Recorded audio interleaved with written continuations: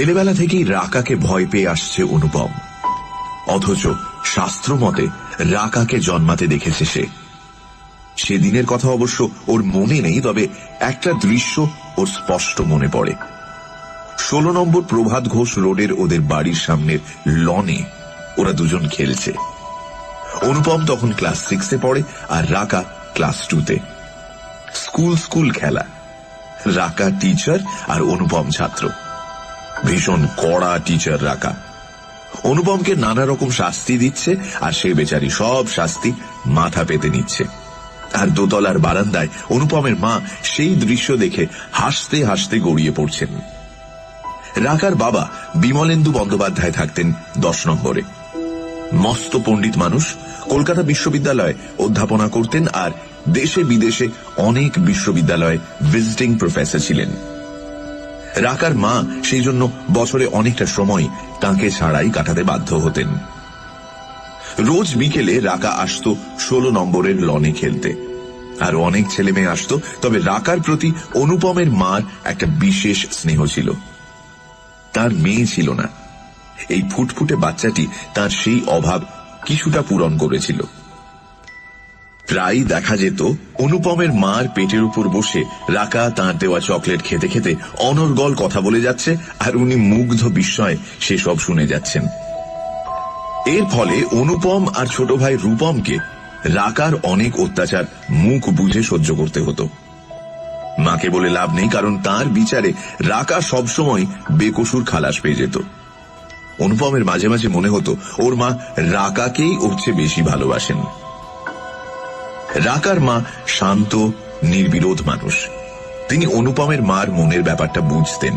সেজন্য মাঝে মাঝে মেয়েটাকে বেশি আশকারা দিও না তো সুমিত্রা বলা ছাড়া আর বিশেষ কোনো প্রতিবাদ করতেন না। তাছাড়া রাকা যতক্ষণ বাড়ির বাইরে থাকে ততক্ষণ তিনি একটু অবসর পান, এটাও কম কথা ছিল না। রাকা যখন আরেকটু বড় হলো তখন তার প্রতাপ আরো বাড়ল। অনুপম তো দূরস্থান, ওর বাবা নির্মল মজুমদার পর্যন্ত তার ভয়ে সিঁটিয়ে থাকতেন। কে বলবে যে ভদ্রলোক একটি কোম্পানির দুর্দণ্ড প্রতাপ জেনারেল ম্যানেজার। রাকার সামনে একেবারে কেঁচো। আর অনুপম তো অনবরত, অনুপম দা তুমি না কিচ্ছু বোঝো না, বা তুমি একেবারে বোকা, বা তুমি কিছু জানোই না। শুনতে শুনতে একেবারে জেরবার হয়ে গেল। সবাইকে বকে ধমকে তরিবত শিখিয়ে মজুমদার বাড়িটা সিধে রাখত রাকা। অনুপমের মাধ্যমিক পরীক্ষার কিছুদিন আগে এক রবিবার বিকেল বেলা চায়ের টেবিলে সমিতা বললেন, রাকা তুই তো বড়ই হয়ে গেলি প্রায়, অনুপমকে বিয়ে কর না, তাহলে সবসময় আমাদের বাড়িতে থাকতে পারবি। শুনে নির্মল সমেত বাকি 4 জনই প্রায় তাদের চেয়ার থেকে উল্টে পড়ে যাচ্ছিল। অবশ্য 4 জনের পড়ে যাবার কারণ 4 রকম। নির্মল শঙ্কিত, রূপম সন্দিগ্ধ, অনুপম স্তম্ভিত, আর রাকা রাকার হাসি আর থামে না। কোন রকমে হাসি সামলে বলল, মাসি তুমি যে কি বলো, অনুপম দাকে বিয়ে করবো কি? অনুপম দা তো একেবারে বাচ্চা ছেলে। শুনে অনুপম রেগেই গেল, বলল, ও আমি বাচ্চা ছেলে আর তুই বুড়ি হাবড়ি, তাই না? তোকে কে বিয়ে করছে রে? আমি জঙ্গলে গিয়ে থাকবো, তবু তোকে বিয়ে করবো না। জঙ্গলে গিয়ে থাকবে? সেদিন রামধনের গরুটা মাথা নেড়েছিল বলে যে ছুট মেরেছিলে তুমি, গরুকে যে ভয় পায় সে কখনো জঙ্গলে থাকতে পারে? এই ভয় পাবো না তো কি? আমি তো ভেবেছিলাম গরুটা শিং নেড়ে আমাকে গুঁতো মারতে আসছে। তোর জন্যই তো রামধন গোয়ালার বাগান থেকে সাদা জবা চুরি করতে বলেছিলি কেন? হ্যাঁ, আর তোকে আমি সে ফুল এনে দিইনি? নির্মল বললেন, তুই রামধনের বাগান থেকে ফুল চুরি করেছিস? তোকে ধরলে তো মেরে ঠ্যাং খোঁড়া করে দিত রে। আরো কাজ করিসনি বাবা কোনোদিন? সমিতা মুচকি হেসে বললেন, রামধন তো এখন বুড়ো হয়ে গেছে, তুমি যখন ওর বাগান থেকে ফুল চুরি করতে তখন তো জোয়ান ছিল, ওর বাবাও বেঁচে ছিল, ধরা পড়লে দুজনে মিলে তোমাকে একেবারে কিলিয়ে কাঁঠাল পাকিয়ে দিত। অনুপম ভয়ানক আশ্চর্য হয়ে বলল, বাবা তুমিও? নির্মল মুখে একটা অটল গাম্ভীর্য রাখার প্রচন্ড প্রয়াস করতে করতে বললেন, উপায় ছিল না, তোর মা ওই ফুলই চাইতো কিনা। অনুপম হাত পা ছুঁড়ে বলল, আমিও তো তাই, রাকা বলল, ব্যাস। রাকা মুখ ভেঙচে বলল, ওরে বাবা, জানো মাসি, সেদিন বললো অনুপম দা এই সূচটা একটু সুতো ভরে দেবে, কত কি যে করলো। উফ, থুতু লাগিয়ে সুতোটাকে এবার ন্যাপপাতে করে দিলে, দুবার হাত থেকে সূচ ফেলে দিল, তারপর খোঁচা খেলো, শেষটা সব ছুঁড়ে ফেলে দিয়ে চলে গেল। সমিতা হাসতে হাসতে বললেন, ওরে, ও তো তাও চেষ্টা করেছিল, ওর বাবা হলে চেষ্টাই করতো না। অনুপমের মাধ্যমিক পরীক্ষার পর হঠাৎ মজুমদার বাড়িতে অশান্তির কালো ছায়া ঘনিয়ে এলো। অনুপম যে সব ব্যাপারটা বুঝতে পেরেছিল তা নয়, কিন্তু এইটুকু জেনেছিল যে ওর বাবার কোম্পানিতে গন্ডগোল বেঁধেছে। মাঝে মাঝেই ওর বাড়ি ফিরতে দেরি হতে লাগলো। একদিন একদল লোক লাল ঝান্ডা নিয়ে এসে বাড়ির সামনে চিৎকার চেঁচামেচি শুরু করে দিল। ঢিল ছুঁড়ে জানলার কাঁচ ভেঙে দিল।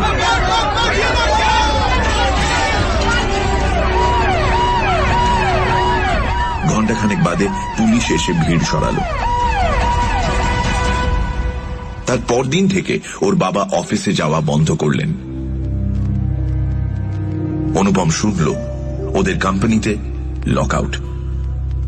কিছুদিন বাদে নির্মল দিল্লি চলে গেলেন। সমিতা আর দুই ছেলেকে শ্যামপুকুরে ওদের মামা বাড়িতে রেখে গেলেন। যেদিন ফিরে এলেন সেদিন দুপুরবেলা দুই ভাই জানতে পারল যে তারা বিদেশে যাচ্ছে বাবা মার সঙ্গে। সমিতা বললেন, তোদের বাবার কোম্পানি কলকাতার অফিস বন্ধ করে দিয়েছে, তবে ওকে আর তোদের সুধীর কাকুকে ওদের হংকং অফিসে ভালো পোস্টে অফার দিয়েছে। আমরা পরশুদিনই চলে যাচ্ছি। ভাগ্যিস আমাদের পাসপোর্ট করানো ছিল। কিন্তু মা, আমার পড়াশোনার কি হবে? জিজ্ঞেস করলো অনুপম। তুই ওখানেই পড়বি, তোর ছোট মামাকে বলে দিচ্ছি, ও তোর রেজাল্ট বেরোলে সব কাগজপত্র ওখানে পাঠিয়ে দেবে। সেই রকমই হল। পরদিন সন্ধেবেলা নির্মল আর সমিতা বেরিয়ে গেলেন। অনেক রাত্রে ফিরলেন 4টে সুটকেস নিয়ে। সমিতা কাঁদছিলেন, কিন্তু নির্মলের মুখ ছিল গম্ভীর, বিষণ্ণ, চিন্তিত। 45 বছর বয়সে এক সম্পূর্ণ অনিশ্চয়তার মধ্যে পা বাড়াচ্ছিলেন নির্মল। তার তো চিন্তিত হবারই কথা। অনুপম জানত যে রাকারা তখন কলকাতায় নেই। 1 মাসের ছুটিতে ওর বাবা মার সঙ্গে গিয়েছিল পুরী বেড়াতে। কাজেই ওকে কিছু বলে আসার কোনো সম্ভাবনাই ছিল না।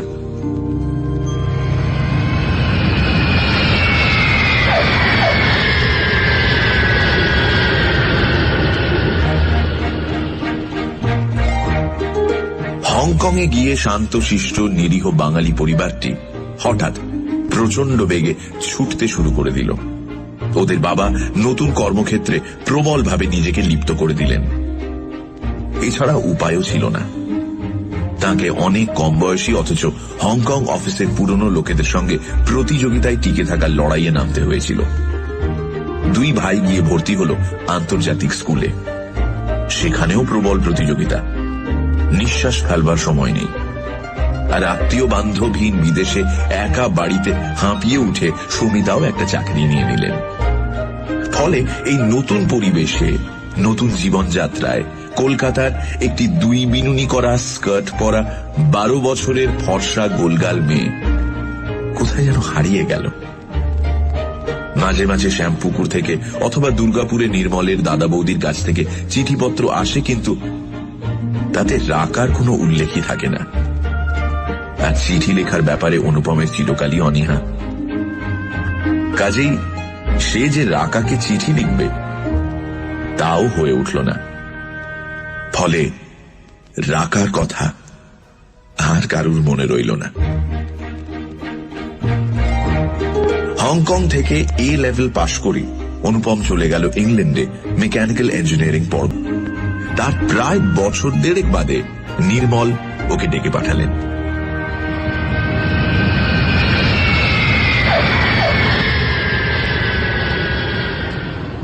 নির্মল বললেন, এই 6 মাস আগেই ঘুরে গেলি, আবার তোকে ডেকে পাঠাতে বাধ্য হলো। তোকে একবার কলকাতা যেতে হবে। আমি জানি তোর এখন ভীষণ কাজের চাপ, তবুও ছুটি পাওয়া কঠিন হবে বাবা, তবে চেষ্টা করে দেখা যেতে পারে। কিন্তু ব্যাপারটা কি? কলকাতা কেন হঠাৎ? তোর ছোট মামার ছেলে চিঠি লিখেছে, একটা পত্রপাঠ আমাকে যেতে বলেছে। বাড়িটা নিয়ে কোনো একটা গন্ডগোল বেঁধেছে। লিখেছে, বাবা মারা যাওয়ার পর আমি সামলাতে পারছি না। কি গন্ডগোল হচ্ছে কিছু লিখেছে? বিস্তারিত কিছু লেখেনি, কিন্তু যা লিখেছে আমি তা ঠিক মানে বুঝতে পারছি না। লিখেছে যে আমাকে নাকি বাড়িটা বিক্রি করতে হবে, নইলে নানান রকম সমস্যা দেখা দিতে পারে। আমার বাড়ি, আমাকে সেটা বিক্রি করতে হবে। এর অর্থ কি তা আমি বুঝতে পারছি না। আমার তো মনে হয় কারুর ওই বাড়িটা খুব পছন্দ হয়েছে, উনি ওটা কিনতে চান, আর তাই ঝন্টুর ওপর চাপ দিচ্ছেন, আর ও সেই চাপ সামলাতে পারছে না। আমারও তাই মনে হচ্ছে। কিন্তু ও যে লিখেছে বাড়িটা বিক্রি করতে হবে, এই করতে হবেটা কেন? মনে হচ্ছে এর মধ্যে অন্য কোনো ব্যাপার আছে। তাই বলি কি, তুই যা, আমি বুড়ো হয়ে গেছি, হয়তো সবকিছু সামাল দিতে পারবো না। ঝামেলা যখন তখন বাড়িটা বিক্রি করে দিলে হয় না? কথাটা বলা মাত্র নির্মল আর সমিতা দুজনেই গম্ভীর হয়ে গেলেন। নির্মল দৃঢ় গলায় বললেন, না অনুপম, তা হয় না। আজই 9 বছর বিদেশে পড়ে আছি, একবারও যেতে পারিনি ঠিকই, কিন্তু আমি স্বপ্ন দেখি যে আর 5টা বছর কাটাতে পারলে রিটায়ার করে ওখানেই গিয়ে উঠব। ও বাড়িতে আমার ঠাকুরদার কাছে শুনতুম ইতিহাসের কত গল্প। ও লনে বাবার সঙ্গে ক্রিকেট খেলা হতো। ওই বাড়িতে তোর মাকে বিয়ে করে এনেছিল, তোরা বড় হলি, আর সেই সব ভুলে গিয়ে এক কথায় বাড়ি বিক্রি করে দেবো? তা হয় না। তোর যদি অসুবিধা থাকে তো বল, দরকার হলে আমি একাই যাব। না না, আরে না, উফ, আমার কোনো অসুবিধে নেই। আমি কালই জাকার্তা ফিরে গিয়ে ছুটি নিয়ে যত তাড়াতাড়ি সম্ভব কলকাতা রওনা হচ্ছি। সমিতা বললেন, হ্যাঁ রে, তোর রাকাকে মনে আছে? রাকা? হ্যাঁ, মনে আছে। তোমার তো খুব ইচ্ছে ছিল যে ওর সঙ্গে আমার বিয়ে হয়, তাই না? হ্যাঁ, তুই যাচ্ছিস যখন, তখন ওদের একবার খোঁজ করে দেখিস তো। তা নিশ্চয়ই দেখবো, তবে তোমার ইচ্ছে পূরণ হবে বলে মনে হয় না। সে যেন এতদিন তোমার জন্য বসে আছে, তার কবে বিয়ে থা হয়ে গেছে। তা হোক, তবু একবার খোঁজ নিস। আর তোরও তো বিয়ের বয়স হলো, দেখিস না ওখানে যদি কাউকে তোর পছন্দ হয়। তোকে কিছু বলতে তো সাহস হয় না। তুই বিয়ে করবি সেটা তোর ব্যাপার, তুই যাকে খুশি বিয়ে কর, আমরা কিছুই বলবো না। তবে কি জানিস, বাঙালি মেয়ে বিয়ে করলে আর কিছু না হোক, দুটো বাংলায় কথা বলে শান্তি পাবি। নির্মল হাত নেড়ে বললেন, ঠিক বলেছ, ঠিক বলেছ। দিন রাত এই ইংরেজি বলতে বলতে জীবনটা একেবারে মরুভূমি হয়ে গেল। সেই জন্যই তো কলকাতার আশায় বসে আছি। রিটায়ার করে ধুতি পাঞ্জাবি পরে বাজার করব, কার্তিকের দোকান থেকে জিলিপি আর সিঙ্গাড়া কিনে খাবো, আর বাড়ি ফিরে মোরলা মাছের ঝোল দিয়ে এক থালা ভাত মেরে দেবো। হংকং থেকে জাকার্তার প্লেনে বসে অনুপমের মনে অনেক দিন আগে হারিয়ে যাওয়া রাকার মার্বেল, দুটো লিফট, জেনারেটর ইত্যাদি। এক একটা ফ্ল্যাট কমপক্ষে 1100 স্কোয়ার ফিট হবে। ঝন্টুর মতে এটা একটা অত্যন্ত ভালো লাভজনক প্রস্তাব। এটা অস্বীকার করাটা বোকামির চূড়ান্ত হবে। অনুপম বলল, তুই এর জন্য আমাকে ডেকে আনলি? হ্যাঁ, এ ব্যাপারটা স্পষ্ট করে চিঠিতে লিখে দিলেই তো হতো। জবাব একটাই, নির্মল মজুমদার ও বাড়ি বিক্রি করবেন না। খামোখামা 10 দিনের ছুটি নষ্ট হলো। ঝন্টু বলল, শোন অনুপম, বিক্রি করবো না বললেই তো হলো না। তুই প্রমোটারদের জানিস না ভাই, যে প্রপার্টির ওপর ওদের নজর পড়ে সেটা কবজা না করা পর্যন্ত ওরা থামে না। আরে আমার বাড়ি, আমি যদি না বিক্রি করি তো কে কি করতে পারে? এই তো কি করতে পারে, কি করতে পারে না তাই জিজ্ঞেস কর। প্রথমত বাড়িতে অফিসে লোক পাঠিয়ে টেলিফোন করে ছোট পিসি আর পিসে মশাই জীবন অতিষ্ঠ করে ছাড়বে। তাতে যদি না হয় তখন ওই অত্যাচার শুরু করবে। তোদের বাড়িতে আমাকে ঢুকতে তো দেবেই না, উল্টে দরজা জানলা সব খুলে নিয়ে চলে যাবে, ইলেকট্রিক আর টেলিফোনের লাইন কেটে দেবে, আরো কত কি যে করবে তুই ভাবতে পারছিস না ভাই। বটে, কিন্তু কিন্তু বাবা মা তো থাকেন হংকং এ, সেখানে এরা কি করবে? আরে হংকং তো কাছে, আমেরিকায় পর্যন্ত এদের গুন্ডা বাহিনী আছে। এদের ক্ষমতা সম্পর্কে তোর কোনো ধারণাই নেই। দরকার হলে খুন খারাপি করতে এরা পিছু পা হয় না। একটা সামান্য বাড়ির জন্য এত কিছু করবে? সামান্য বাড়ি, ওই বাড়ি থেকে কত টাকা লাভ হবে কল্পনা করতে পারিস ভাই? কত টাকা? একটা হিসেব কর। তোদের বাড়ির জমি হলো 10 কাঠার একটু বেশি, আচ্ছা ধর 10 কাঠা, তার মানে 7,200 স্কোয়ার ফিট। ওই রাস্তায় ফ্লোর এরিয়া রেশিও হলো 3। তার মানে তুই যে বাড়ি তৈরি করবি ওখানে তার ফ্লোর এরিয়া হবে 21,600 স্কোয়ার ফিট। জমিটা তো কোনো দাম দিয়ে কিনছে না, তাহলে 21,600 স্কোয়ার ফিট তৈরি করতে যদি 700 টাকা করেও ধরিস তাহলে খরচা পড়ছে 1,51,20,00,000 টাকা। তোদের দেবে 5টা ফ্ল্যাট, মানে 5,500 স্কোয়ার ফিট। ঠিক আছে, তাহলে বিক্রি করার জন্য রইল কত? 16,100 স্কোয়ার ফিট। তোদের পাড়ায় এখন ফ্ল্যাটের দর যাচ্ছে খুব কম করে ধরলেও 2,000 টাকা স্কোয়ার ফিট। তাহলে রোজগার হলো কত টাকা? 3,22,00,000 টাকা। প্রফিট কত? 1,70,80,000 টাকা। এবার বলতো এই টাকার জন্য 2-4টে খুন করা কি কোনো ব্যাপার? তুই বললি যে এটা আমাদের পক্ষে লাভজনক প্রস্তাব, কিভাবে? কিভাবে? 5টা ফ্ল্যাটের দাম কত ভেবে দেখেছিস ভাই? 1 কোটির ওপরে, কোনো ইনভেস্টমেন্ট বা ঝামেলা ছাড়াই। সেটা লাভজনক নয়? এই ইনভেস্টমেন্ট নেই কি বলছিস? এই প্রস্তাবে রাজি হলে বাবাকে যা ইনভেস্ট করতে হবে টাকায় সেটার হিসেব হয় না। মানে? সেটা তুই বুঝবি না ঝন্টু। তুই অফিস যা, আমি একবার বাড়িটা দেখে আসি। যা, কিন্তু ঢুকতে পাবি না। গেটে দরওয়ান বসিয়েছি, সে আমি সঙ্গে না থাকলে না স্বয়ং বাজাজকেও ভেতরে ঢুকতে দেবে না। এই চিঠি লিখে দিলেও না। আর শোন, যেখানেই যাস 6টার মধ্যে এখানে ফিরে আসবি, ঠিক আছে? বাজাজকে খবর দিয়েছি ভাই, সে আজ অফিসে আমার সঙ্গে যোগাযোগ করবে বলেছে। যদি দেখা সাক্ষাৎ করতে হয় তো আজই করিয়ে দেব। ওকে যা বলার তুই বলিস।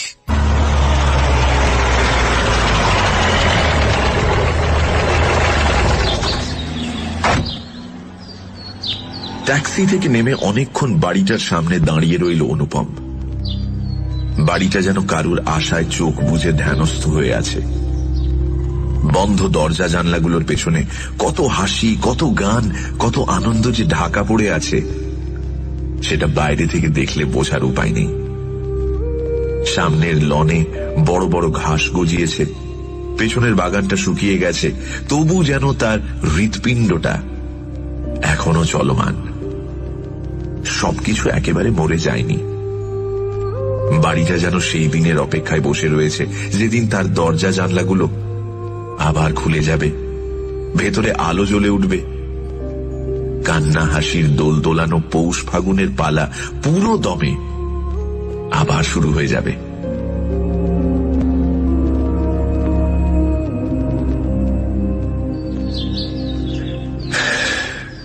দীর্ঘশ্বাস ফেলে অনুপম পেছন ফিরল। এবার যেতে হবে 10 নম্বরে। কিন্তু তার আগেই রাস্তার উল্টো দিকের একটা বাড়ি থেকে একজন ভদ্রলোক ওকে ডাকলেন। 50-এর উপরেই বয়স হবে ভদ্রলোকের। মাথা ভর্তি টাক, কালো প্যান্ট, কালো টাই, সাদা শার্ট আর কালো কোট পরে ব্রিফকেস হাতে বাড়ি থেকে বেরোচ্ছিলেন। বললেন, আপনি অনেকক্ষণ ধরে এখানে দাঁড়িয়ে রয়েছেন দেখছি। আচ্ছা, আপনাকে কি সুব্রত চ্যাটার্জি পাঠিয়েছেন? তা বলতে পারেন। সুব্রত চ্যাটার্জি আমার মামাতো ভাই। মামা তো? তার মানে আপনি কি নির্মলদার বড় ছেলে। আমার নাম অনুপম। আরে তাই তো, অনুপমই তো বটে। আচ্ছা, তুমি আমাকে চিনতে পারছো? আমি অ্যাডভোকেট পঙ্কজ পাল চৌধুরী। আমাকে মনে আছে তোমার? নিশ্চয়ই মনে আছে পঙ্কজ কাকু। আমরা যখন বাইরে যাই তখন আপনি অনেক রোগা ছিলেন আর আপনার মাথা ভর্তি। যাকগে যাকগে যাকগে, সেসব কথা থাক। ওই সেসব মনে করি আর দুঃখ দিও না ভাই। আচ্ছা অনুপম, শোনো, তুমি কি আজ সন্ধেবেলা আমাদের বাড়িতে আসতে পারবে? অনেক দরকারি কথা ছিল তোমার সঙ্গে। আজ তো পারবো না কাকু। আসলে সন্ধ্যেবেলা ঝন্টু মানে সুব্রত আমাকে নিয়ে কোথাও একটা যাবে বলেছে। আচ্ছা, তুমি কি তাহলে আজ 2টোর পর আমার সঙ্গে আলিপুর কোর্টে একবার দেখা করতে পারবে? 4 নম্বর বার লাইব্রেরি। ওখানে যাকে বলবে সেই তোমাকে আমার কাছে নিয়ে যাবে। হ্যাঁ নিশ্চয়ই, তা তো যেতেই পারি। আচ্ছা কাকু, 10 নম্বরের ব্যানার্জিদের কোনো খবর রাখেন? হ্যাঁ, তা রাখি বই কি। তবে ওদের কোনো খবরই তো সুখের নয়। যাও না তুমি, একবার নিজের চোখেই দেখে এসো। ভারতীদি আছেন, ওর কাছেই সব খবরাখবর পাবে। আমি এখন তাহলে চললুম, বুঝলে? দেরি হয়ে গেছে। তোমাদের সব খবরাখবর আজ দুপুরেই জেনে নেব। Taxi taxi. ট্যাক্সি। হ্যাঁ।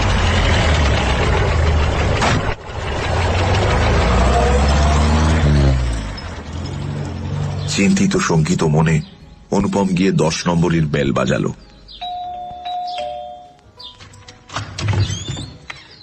যিনি দরজা খুললেন তাকে দেখে অনুপম একেবারে স্তম্ভিত। একই চেহারা হয়েছে ভারতী মাসির। কাঠির মতো রোগা, দু চোখের নিচে কালো ছায়া, মাথার চুল প্রায় ন্যাড়া করে কাটা, পরনে একটা আধময়লা থান। ঘোলাটে চোখ তুলে ভারতী বললেন, কে? অনুপম নিজের পরিচয় দেওয়া মাত্র ওকে জড়িয়ে ধরে সজোরে কেঁদে উঠলেন ভারতী। বললেন, অনুপম, তুই এতদিন পরে এলি? এতদিন একটা খবরও নিতে পারিসনি? বারবার ওর মুখে হাত বুলোন আর বলেন, ইস, একেবারে সমিতার মুখটা বসানো। কান্নার বেগ কিছুটা কমলে আর ভারতীর কুশল প্রশ্ন শেষ হলে অনুপম বলল, মেসমশাই তো চলে গেছেন বুঝতেই পারছি। কি হয়েছিল? প্রথম স্ট্রোকেই চলে গেলেন। ক্লাসে পড়াতে পড়াতে অজ্ঞান হয়ে পড়ে গিয়েছিলেন। ছাত্ররা সঙ্গে সঙ্গে মেডিকেল কলেজে নিয়ে যায়। জ্ঞান আর ফিরে আসেনি। কবে হলো এই ব্যাপার? তোরা চলে যাবার 3 বছর বাদে। রাকার মাধ্যমিকে তখন আর 1 বছর বাকি।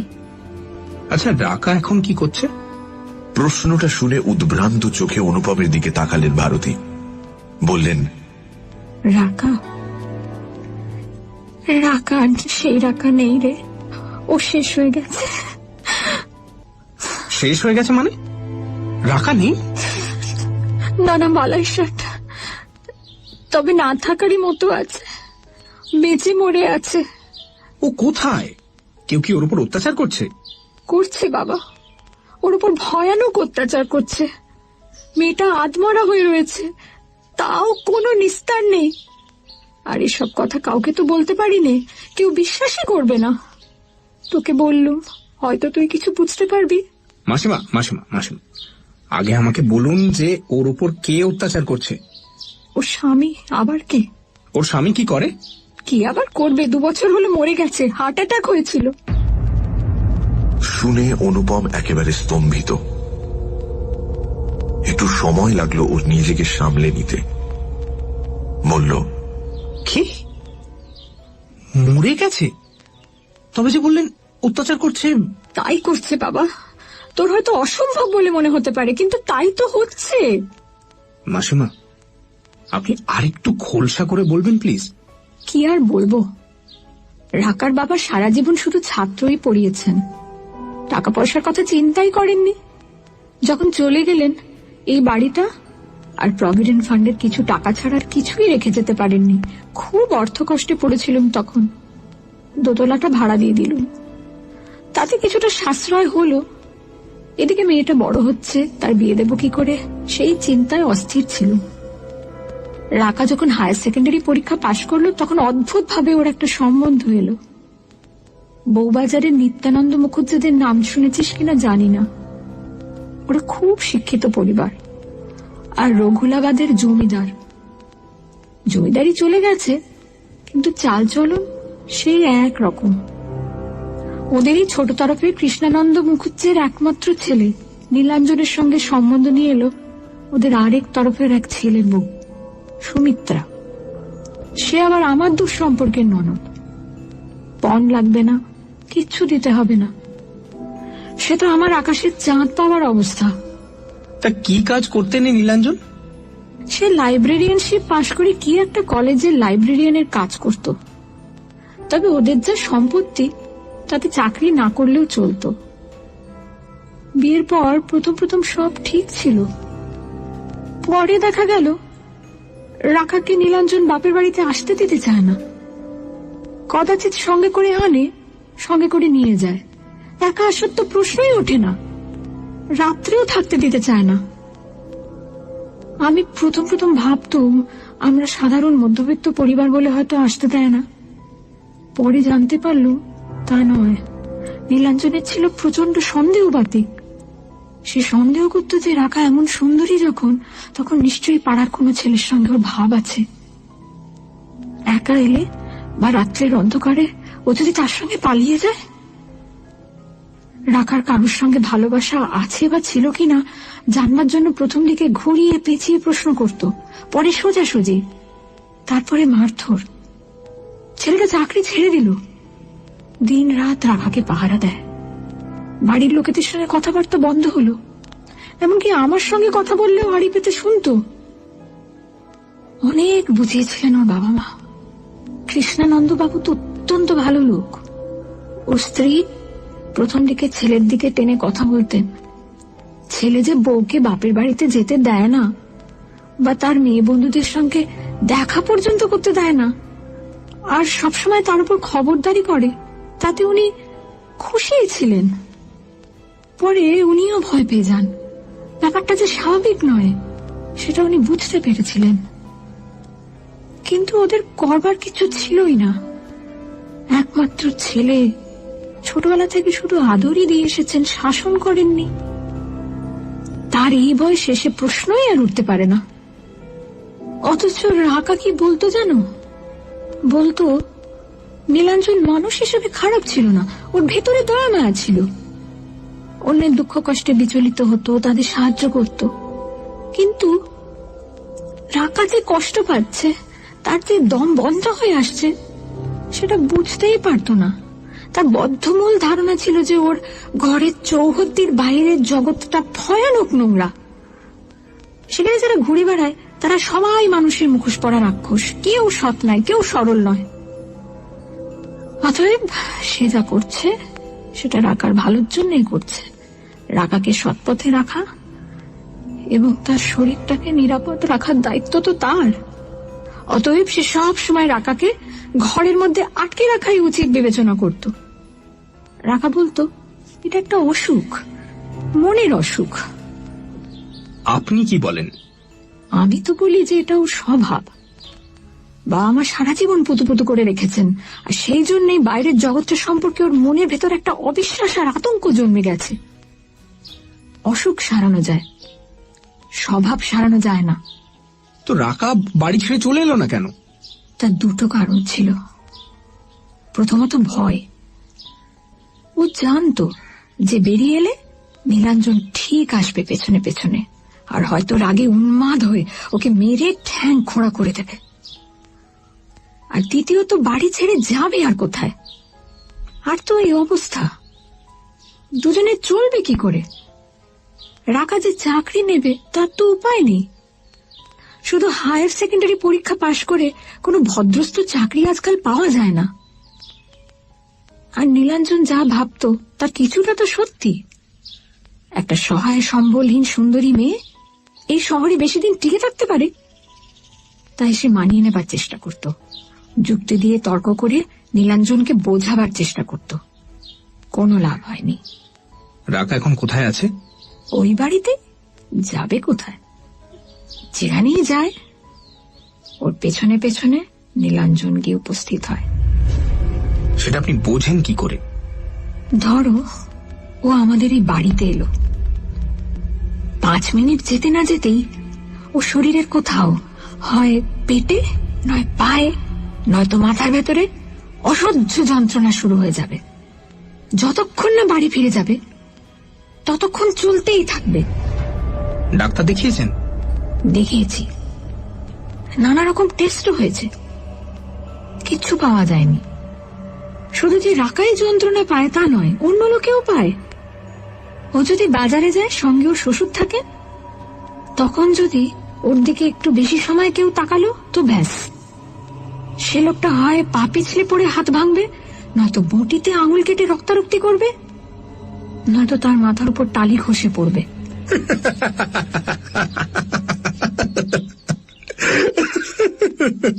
ও মাসিমা, উফ মাসিমা, এই যুগে বসে আপনি এসব কথা বিশ্বাস করেন?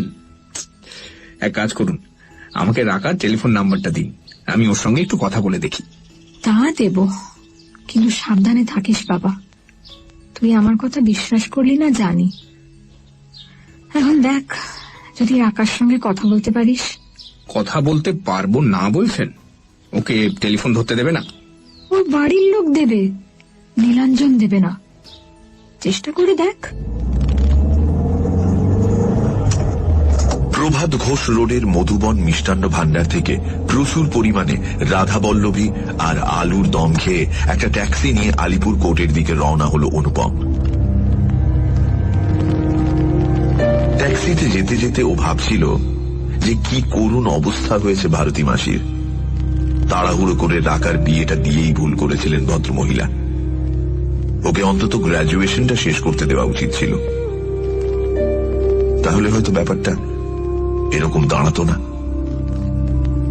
যেসব ঘটনাগুলো বললেন তাদের কোনোটাই অতিপ্রাকৃত বলে মনে হলো না অনুপমের। এদের প্রত্যেকটারই সম্পূর্ণ প্রাকৃতিক ব্যাখ্যা আছে, সে বিষয়ে কোনো সন্দেহ নেই। বেচারি রাকা, অকারণে কষ্ট পাচ্ছে সে। আজ সন্ধেবেলা ফোন করে দেখতে হবে ব্যাপারটার গুরুত্ব কতখানি। আলিপুর কোর্টে অ্যাডভোকেট পঙ্কজ পাল চৌধুরীকে খুঁজে বের করল অনুপম। ছোট ছোট নোংরা কাপে চা খেতে খেতে কথাবার্তা শুরু হলো। কুশল প্রশ্নাদি শেষ হলে পঙ্কজ বললেন, আচ্ছা, তুমি হঠাৎ এখানে এসেছো কেন? তোমাদের বাড়িটার একটা ব্যবস্থা করতে কি? তা প্রায় ঠিকই বলেছেন। আমি এসেছি বাড়িটার কোনো ব্যবস্থা না করতে। বুঝেছি। বাড়িটা বিক্রি করতে চাও না, এই তো? তাই বটে। পারবে বলে কিন্তু মনে হয় না। তেমন সম্পত্তি হলে যারা বাড়িতে বাস করছে তাদেরই বের করে ছাড়ছে প্রমোটাররা। তোমরা তো আবার প্রবাসী, আটকাতে কি পারবে? এরা বড় বিপজ্জনক লোক হে। হ্যাঁ, ঝন্টু সে কথাই বলছিল। আচ্ছা, কি করেন তোমার এই মামাতো ভাইটি? ও একটা জুট মিলের কলকাতার হেড অফিসে চাকরি করে, পারচেজ ডিপার্টমেন্ট। তোমাদের বাড়িটা কি উনি দেখাশুনো করেন? হ্যাঁ, আগে ছোট মামা মানে ওর বাবা করতেন, তা বছর খানেক আগে ছোট মামা মারা যান, এখন ওই দায়িত্ব নিয়েছে। বেশ, তা দায়িত্বটা কি স্বেচ্ছায় নিয়েছেন না তোমার বাবা দিয়েছেন? বাবাই দিয়েছেন, তবে ও কোনো আপত্তি করেন। তুমি হয়তো ভাবছো আমি কেন তোমাকে এত জেরা করছি, তাই না? কথাটা তোমাকে তাহলে পরিষ্কার করে বলাই ভালো। তোমার এই ভাইটি সম্পর্কে একটু সাবধানে থাকবে, বিশেষ কোনো কথা বলবে না, পেটের কথা মুখে একদম আনবে না। ঝন্টু সম্পর্কে সাবধানে থাকতে হবে কেন? কিছু মনে করো না অনুপম, তোমার মামা ছিলেন দেবতুল্য লোক, তোমার ভাইটি কিন্তু তা নয়। তার নানা রকম বদ নেশা আছে, সেসব খবর তো তোমার জানা সম্ভব নয়। তা আপনি জানলেন কি করে? তার জন্য কষ্ট করতে হয়েছে। তোমার ছোট মামা গত হওয়ার পর একজন খুব সৎ আর ভদ্র প্রমোটারকে নিয়ে ওর সঙ্গে দেখা করেছিল। অত্যন্ত অভদ্রভাবে উনি আমাদের প্রায় ঘাড় ধাক্কা দিয়েছিলেন। এমনকি আমি নির্মলদার ঠিকানাও চেয়েছিলাম, তাও দিল না। অথচ ওই মাস তিনেক আগে সেই ভদ্রলোকই একটা বিরাট গাড়িতে করে হরিরাম বাজাজকে এনে বাড়ি ঘুরিয়ে ঘুরিয়ে দেখালেন। বোঝো? আচ্ছা, তার মানে এই লেনদেনে ঝন্টুর কিছু প্রাপ্তি যোগ আছে, তাই তো?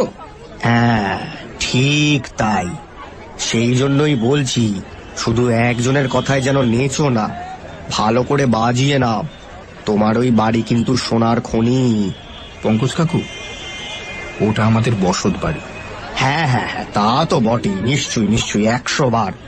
তবে সোনার খনির ওপর বাড়ি থাকলে সেটা কি রাখা চলে?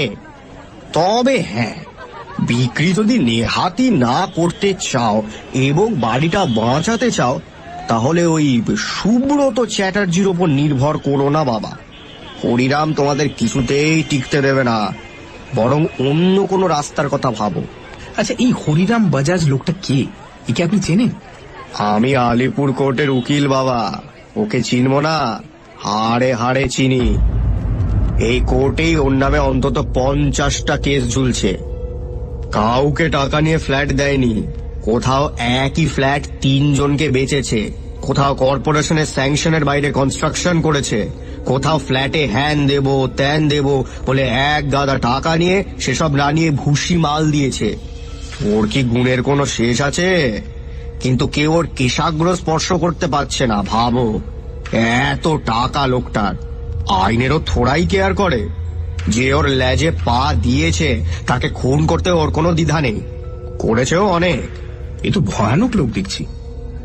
ঝন্টু আমাকে হিসেব করে দেখালো যে আমাদের জমি থেকে প্রায় 1,70,00,000 টাকা প্রফিট ওঠানো যেতে পারে। 1,70,00,000 ওর হাতের ময়লা বাবা। ও অন্তত 5 কোটি ফায়দা ওঠাবে ওখান থেকে। সিমেন্ট সরাবে, লোহা সরাবে, আধা ইট লাগাবে, ওঁচা টালি লাগাবে। তাছাড়া লেনদেনে যে আরো কত কিছু করবে তা গুণে শেষ করা যাবে না। হ্যাঁ, চমৎকার। আপনি তাহলে কি করতে বলেন? দেখো, বাড়িটা যদি বাঁচাতে চাও তাহলে হয় তোমরা এসে থাকো, তা না হলে একজন কেয়ারটেকার বসাও, বুঝলে? আর যেমন তেমন কেয়ারটেকার হলে চলবে না, তাকে হরিরামের সঙ্গে টক্কর দেওয়ার মতো শক্তিমান হতে হবে, যাতে কেউ তাকে একটা চর মারলে সে উল্টে 5টা চর কষিয়ে দিতে পারে, বুঝেছো? এরকম লোক আমি কোথায় পাবো? আমি তো এখানে কাউকেই চিনি না। আহা, আমাকে তো চেনো, আমি তোমাকে লোক খুঁজে দেব।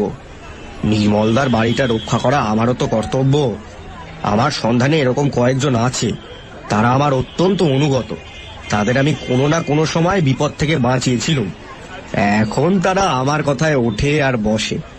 তোমার বাবা যখনই কলকাতায় আসবেন তখনই ওরা বাড়ি ছেড়ে চলে যাবে, আর যাবতীয় রক্ষণাবেক্ষণের দায়িত্ব আমার। হ্যাঁ, এখন যা ছিঁড়ি হয়েছে ওই বাড়ির, ঘাস কাটা হয় না, বাগানটা যাচ্ছে তাই হয়ে গেছে। আমি এসব একেবারে পাল্টে দেব। নির্মলদা একটা ঝকঝকে তকতকে বাড়িতেই ফিরে আসবে। অনুপম যখন শ্যামপুকুরে ফিরল তখন 5টা বাজে। ঝন্টুর ফিরতে তখনও দেরি আছে। ওর রান্নার লোক সাধুচরণের দেওয়া 1 কাপ চা নিয়ে টেলিফোনের সামনে বসলো অনুপম। রাকাকে ফোন করাটা সেরে নেওয়া দরকার।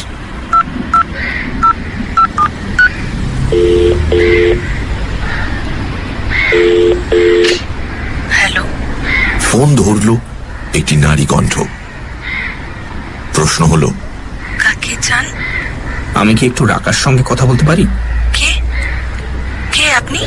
আমি প্রভাত ঘোষ রোডের নির্মল মজুমদারের ছেলে অনুপম মজুমদার। অনুপম দা, তুমি কোত্থেকে? তারপরেই গলাটা ভারী হয়ে এলো। আমরা তো ভেবেছিলাম তুমি বুঝি একেবারে হারিয়ে গেছো। আমার ফোন নাম্বার পেলে কোত্থেকে? কবে এসেছো? তোর মার সঙ্গে দেখা করেছি আজ, উনি নাম্বারটা দিলেন। এসছি কাল রাতে। সব শুনেছো? হ্যাঁ, শুনেছি, তবে সবটা কিনা জানি না। যা শুনেছি সেটা কিন্তু মোটেই আনন্দজনক নয়। আনন্দ? আমার জীবন থেকে সব আনন্দ চলে গেছে অনুপম দা। একটা অন্ধ কূপের মধ্যে পড়ে আছি। যাই হোক, মাসি কেমন আছেন? মেসোমশাই, তোমরা সবাই ভালো তো? আমরা ভালো আছি। বলতে বলতেই ফোনের মধ্যে একটা শব্দ শুরু হলো, অনেকটা করাত কলে কাঠ চেরার আওয়াজের মতো। প্রথমে আস্তে, ধীরে ধীরে তার তীব্রতা বাড়তে লাগলো। হ্যালো, অনুপম বলল, হ্যালো হ্যালো, তোমার কলকাতা টেলিফোন করে যাচ্ছি তাই এমন একটা শব্দ। হ্যালো, বিচ্ছিরি শব্দ হচ্ছে। গলা তুলে রাকা বলল, কলকাতার টেলিফোনের দোষ নেই অনুপম দা, ওটা আমার পরলোকগত স্বামীর কীর্তি। উনি আমাকে পরপুরুষের হাতকে রক্ষা করছেন। হঠাৎ অনুপমের মাথায় একটা প্ল্যান এলো। বলল, সেটা কোনো অন্যায় কাজ করছেন বলে তো মনে হয় না। সব স্বামী, তা তিনি জীবিতই হন বা পরলোকগতই হন, তাদের কর্তব্য হলো যে নিজের স্ত্রীদের বদ লোকেদের হাত থেকে রক্ষা করা। তোর স্বামী তো আমাকে চেনেন না, কাজে তিনি যদি আমার সঙ্গে কথা বলতে তোকে বাধা দেন তাহলে ভুল তো কিছু করছেন না। অদ্ভুতভাবে তৎক্ষণাৎ কাজ হলো। আওয়াজের তীব্রতাটা কমে এলো অনেকটাই। রাকা বলল, না, ভুল কাজ করছেন না। আরে আমি তো একটা মানুষ, এইভাবে একটা বুদ্ধি জন্তু বেঁচে থাকা সম্ভব? আওয়াজটা আবার বাড়তে শুরু করলো। দেখ, তোর হয়তো অসুবিধা হচ্ছে, কিন্তু এছাড়া উপায় কি বল? দুনিয়াটা যে কত খারাপ সে বিষয়ে তোর তো কোনো ধারণাই নেই। এই তো আমাকেই দেখ, বিদেশ থেকে এসে যা চক্করে পড়েছি ভয়াবহ। আসতে না আসতে তুই চাস বা না চাস, এই ভয়ঙ্কর চক্রটা না তোকে কেটে টুকরো টুকরো করার জন্য সব সময় বনবন করে ঘুরছে। আওয়াজটা আবার অনেকটা কমে গেল। রাকা বলল, কি অনুপম দা, তুমি দেখছি একেবারে নীলাঞ্জনের মতোই কথা বলছো।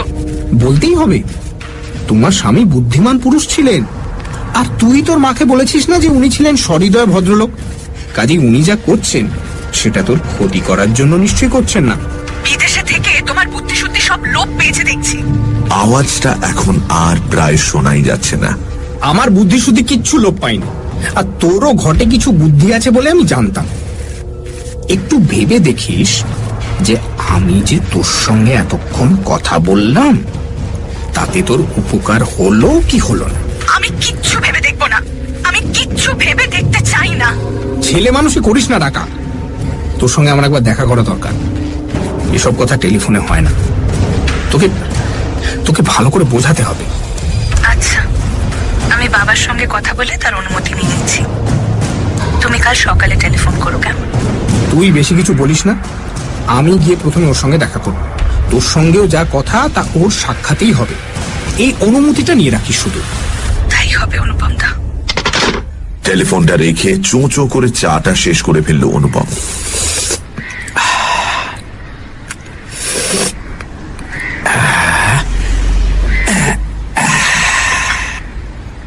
ওর বুকের ভেতরে হৃৎপিণ্ডটা তখনও ধড়ফড় করছিল। চিৎপাত হয়ে খাটে শুয়ে পড়ে মনে মনে বলল, কুতুববাদ জিন্দাবাদ। তবে একটা সন্দেহ মনের মধ্যে রয়েই গেল,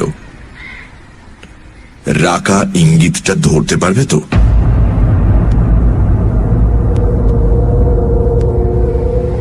ঝন্টু ফিরল 6:45 নাগাদ। বলল, তুই এসে গেছিস? বাহ বাহ বাহ, চল তোকে বাজাজের অফিসে নিয়ে যাই, কাছেই অফিস। দাঁড়া দাঁড়া, ব্যস্ত হোসনি, চাটা খা, আর ততক্ষণ তোকে কটা প্রশ্ন করি। কি প্রশ্ন? আমি আজকে প্রভাত ঘোষ রোডে গিয়েছিলাম, সেখানে অ্যাডভোকেট পঙ্কজ পাল চৌধুরীর সঙ্গে দেখা হলো। আলিপুর কোর্টের উকিল। তুই ওকে চিনিস? পঙ্কজ পাল চৌধুরী? না তো, এরকম নামের কাউকে তো মনে করতে পারছি না। ভদ্রলোক নাকি তোর কাছে একজন প্রমোটারকে নিয়ে এসেছিলেন, তুই তাকে ঘাড় ধাক্কা দিয়েছিলি। তা তো হতেই পারে, গুচ্ছের প্রমোটার, উকিল, কর্মচারী সবাই এখানে এসেছে তোদের বাড়ি নিয়ে কথা বলতে। আগে বাবা তাদের ঘাড় ধাক্কা দিত, এখন আমি দিই। এদের কাউকেই মনে করে বসে থাকিনি ভাই। এরা খবর পায় কি করে?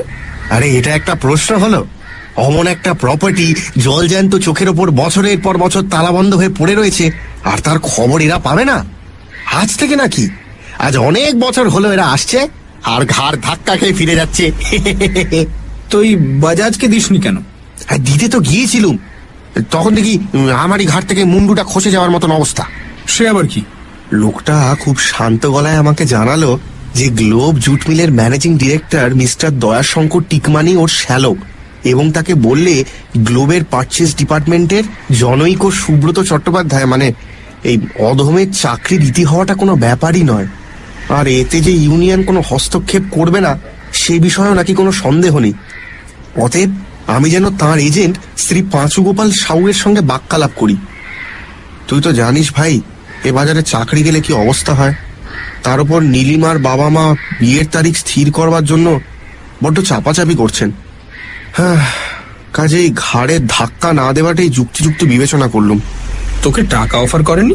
তাও করেছে, 1 লাখ টাকা কমিশন দেবে বলেছে। তবে পাঁচু গোপালের কাছে তার মালিকের গল্প যা শুনলুম, তাতে ওই টাকাটা যে কাগজে কলমেই থাকবে আর আমার ব্যাংকে যে কোনোদিনই ঢুকবে না, সে বিষয়ে আমার কোনো সন্দেহ নেই। আচ্ছা, আমরা যদি একটা কেয়ারটেকার রাখি বাড়িতে, তাহলে কেমন হয়? বেশ পালোয়ান গোছের একটা লোক, যে বাড়ি পাহারা দেবে, বাজাজের আক্রমণ সামলাবে, আর আমরা এলে বাড়িতে ছেড়ে দেবে। ছেড়ে দেবে? তুই একেবারে গাধা, এরকম শাপভ্রষ্ট দেবতা আজ পৃথিবীতে কোথাও আছে নাকি? পঙ্কজ উকিল তো বললেন যে তার সন্ধানে এরকম লোক আছে যে তার কথা ঠেলতে পারবে না, ঠিক বাড়ি ছেড়ে দেবে। হে বাবা, বিদেশে এত বছর কাটিয়ে না তোর এখানকার হালচাল সব মাথা থেকে বেরিয়ে গেছে। তুই উকিলি প্যাঁচটা ধরতে পারলি না? পরে যদি বলে, বললুম তো ছাড়ছে না, কি করি? তখন তুই কোথায় যাবি? বাজাজের প্রস্তাবে রাজি হলে অন্তত 5টা ফ্ল্যাট ভাই, 5টা। এক্ষেত্রে তোর বাড়িটা গেল, তুই একটা পয়সাও পেলি না। ভাবছিস কেস করবি? সে গুড়ে বালি, উকিলের সঙ্গে লড়ে লাইফেও পারবি না। পিসে মশাই রিটায়ার করে শান্তিতে থাকবেন না কোর্ট কাছারি থানা পুলিশ এসব করে বেড়াবেন? তোকে ভালো কথা বলছি, ওসব আইডিয়া ছাড়। এখন চল তো, চল বাজাজের সঙ্গে দেখা করে আসবি, চল। বাড়ি আমার, বাজাজ খরিদ্দার, আমি ওর কাছে কেন যাব? আমি কি আলতা সাবানের ফিরিওয়ালা নাকি? দরকার হয় ও আমার কাছে আসবে। হ্যাঁ, বেশ, আমি ফোন ধরিয়ে দিচ্ছি, তুই কথা বলে নে। বাজাজ বললেন, আপনি যা বললেন অনুপম বাবু, সেটা বুদ্ধিমানের মতো কথা হলো না। আজ কলকাতা শহরের ভিতর অত বড় একটা সম্পত্তি রাখা যে কি খরচার ব্যাপার তা বোধহয় আপনি জানেন না। বাড়ি সাফ রাখতে সারাতে কত টাকা যে যাবে তার কোনো লিমিট নাই, আর তার উপর ট্যাক্স ভোতর হয়ে যাবেন। কত বাঙালি বাত্তার লোক প্রথমে না বলে পরে আমার কাছে এসেছেন, আপনাদেরও আসতে হবে। বাড়ি পরিষ্কার রেখে সারিয়ে ট্যাক্স দিয়ে ফতুর হয়ে আপনার কাছে যেতে অনেক সময় লাগবে হরিরাম বাবু। আমার ছেলে হয়তো আপনার নাতির কাছে যাবে, কাজেই ও নিয়ে মাথা ঘামিয়ে এখন কি লাভ? দেখেন, আপনাদেরও তো একটা সামাজিক কর্তব্য আছে। কলকাতায় তো থাকবার জায়গার অভাব, সেখানে অত বড় একটা জমিন আটকে রাখাটা কি আর ন্যায় হবে না? হরিরাম বাবু, আপনি ওখানে কটা ফ্ল্যাট বিক্রি করবেন ভাবছেন? 10টা, 12টা? সেখানে যারা আসবেন তারা কেউই থাকবার জায়গার অভাবে পথে পথে ঘুরে বেড়াচ্ছেন বলে তো মনে হয় না। কাজেই ন্যায় অন্যায়ের বিচারটা মুলতুবি রাখাই ভালো। আচ্ছা, ঠিক আছে, আমি আপনাদের 6টা ফ্ল্যাটই দিব। আপনার পিতাজির একটা, 2 ভাইয়ের 2টো, বাকি 3টে ফ্ল্যাট বেচলে যা পাবেন তাতে কোনো অসুবিধা হবে না।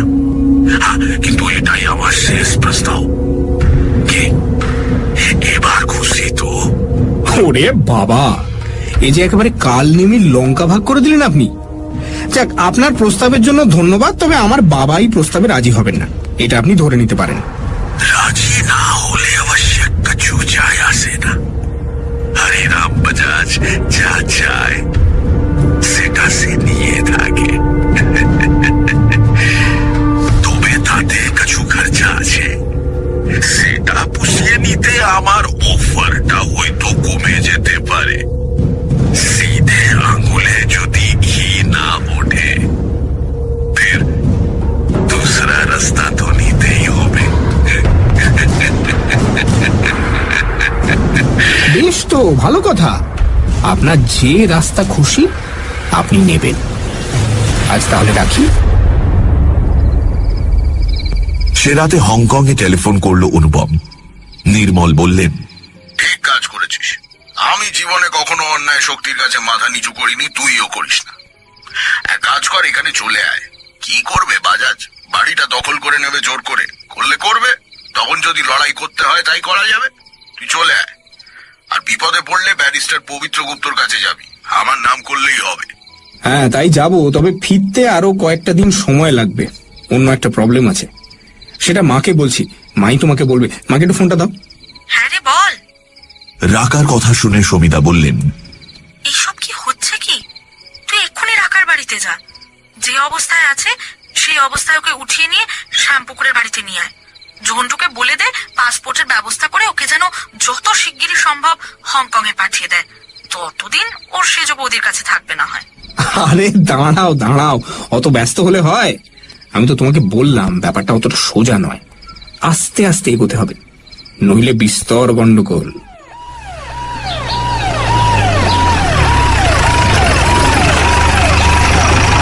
পরদিন ভোরবেলা পুলিশ এসে হাজির। একজন অফিসার আর 2 জন কনস্টেবল। অফিসার নিজের পরিচয় দিলেন শ্যামপুকুর থানার ওসি বলে। ওসি বললেন, আপনি গত পরশু রাত্রে হংকং থেকে কলকাতায় এসছেন না? অনুপম নির্বিকার মুখে বলল, না। মিথ্যে কথা, আমাদের কাছে খবর আছে। দেখি দেখি পাসপোর্টটা দেখি। আমি ভারতীয় নাগরিক, সবসময় পকেটে পাসপোর্ট নিয়ে ঘোরার কথা নয় আমার। আপনাকে এক্ষুনি থানায় যেতে হবে, নিচে আমাদের গাড়ি আছে, চলুন। আর এ বাড়ি আমরা সার্চ করব। খবর আছে আপনি অনেক বেআইনি মাল এনেছেন হংকং থেকে। হংকং থেকে আসেনি যখন, তখন এই প্রশ্নই ওঠে না। আর বাড়ি সার্চ করতে ওয়ারেন্ট লাগে, সেটা এত তাড়াতাড়ি জোগাড় করে উঠতে পেরেছেন কি? আর থানায় আমি স্বেচ্ছায় যাব না স্যার, আমাকে অ্যারেস্ট করে নিয়ে যেতে হবে। তারও ওয়ারেন্ট মনে হয় আপনি আনেননি। কি ভেবেছে হরিরাম বাজাজ আমি কি মেষ শাবক? এই ঝন্টু, তুই এই নাম্বারে একটা ফোন করতো, ব্যারিস্টার পি.কে. গুপ্তকে ঘটনাটা বলবি নির্মল মজুমদারের ছেলের তরফ থেকে কথা বলছি। ফোন কর, এক্ষুনি ফোন কর। ব্যারিস্টার দেখাচ্ছেন? ব্যারিস্টার, ঠিক আছে ঠিক আছে, ভদ্রলোকের মতো যখন যাবেন না তখন অ্যারেস্ট করেই নিয়ে যাব। এবার আমি ওয়ারেন্ট নিয়েই আসবো, প্রস্তুত থাকবেন, পালাবার চেষ্টা করবেন না। আমি এখানেই থাকবো স্যার, পালাবার কোনো প্রশ্নই ওঠে না।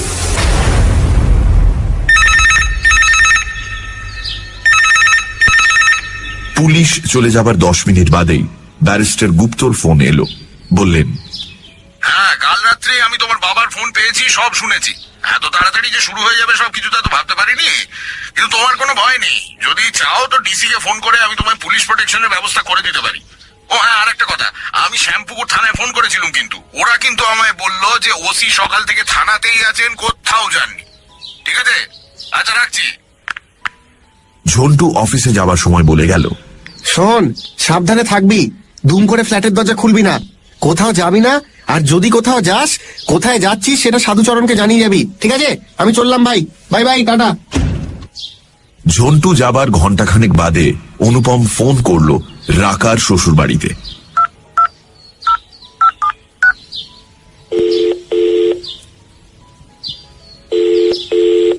ফোন ধরলেন কৃষ্ণানন্দবাবু। শান্ত পরিশীলিত ভারী গলা। বললেন, আমি বৌমার কাছে শুনেছি আপনি ওর বাল্যকালের প্রতিবেশী এবং পরিচিত।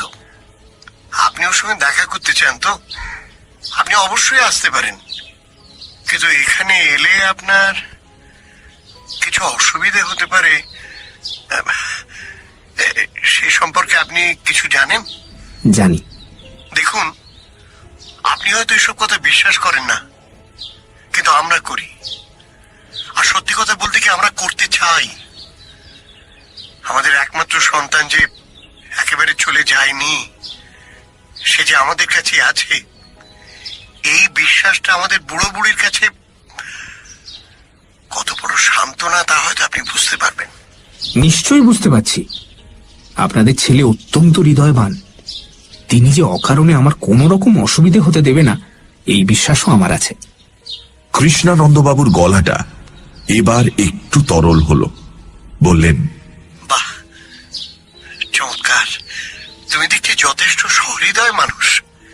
তুমি এসো বাবা, আজ বিকেল 5টাতে এসো। সারা দুপুর অনুপম বাড়ির দলিলগুলো পুঙ্খানুপুঙ্খভাবে পড়ে দেখল, কোথাও কোনো গলদ আছে কিনা খুঁজে দেখল, পেল না। 4টে নাগাদ বেরিয়ে একটা ট্যাক্সি ধরে বউবাজারের দিকে রওনা হলো। শিয়ালদার কাছাকাছি এসে ট্যাক্সিওয়ালা বলল, স্যার, একটা নীলা রঙটা অ্যাম্বাসেডর আমাদের ফলো করছে মনে হচ্ছে, ও গলিতে বেরিয়ে যাবো? না না, দেরি হয়ে যাবে, আপনি যেমন যাচ্ছেন তেমনই যান।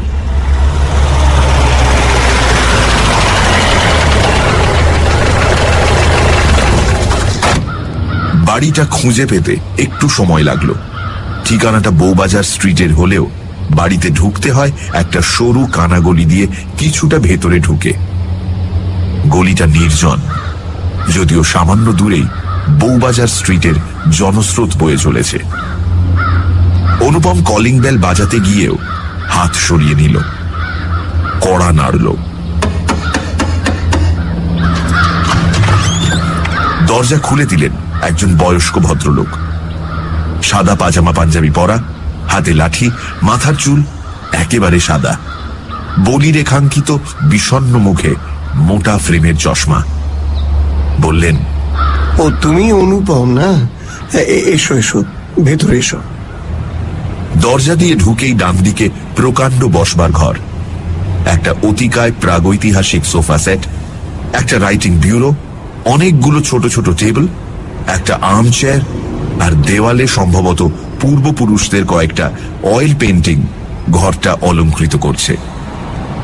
এখানে আলো হাওয়ার প্রবেশ বেশ সীমিত, আর হয়তো সেই জন্যই ঘর জুড়ে কেমন একটা ভ্যাপসা দম আটকানো গন্ধ। কৃষ্ণানন্দবাবু বললেন, তুমি বসো, আমি বৌমাকে ডেকে দিচ্ছি। না, আপনি রাকাকে ডেকে পাঠান। আপনি এখানেই থাকবেন। আপনার বৌমার সঙ্গে আমার যা কথাবার্তা তা আপনার সামনেই হবে। বলে একটা সিঙ্গেল সোফার উপর বসলো।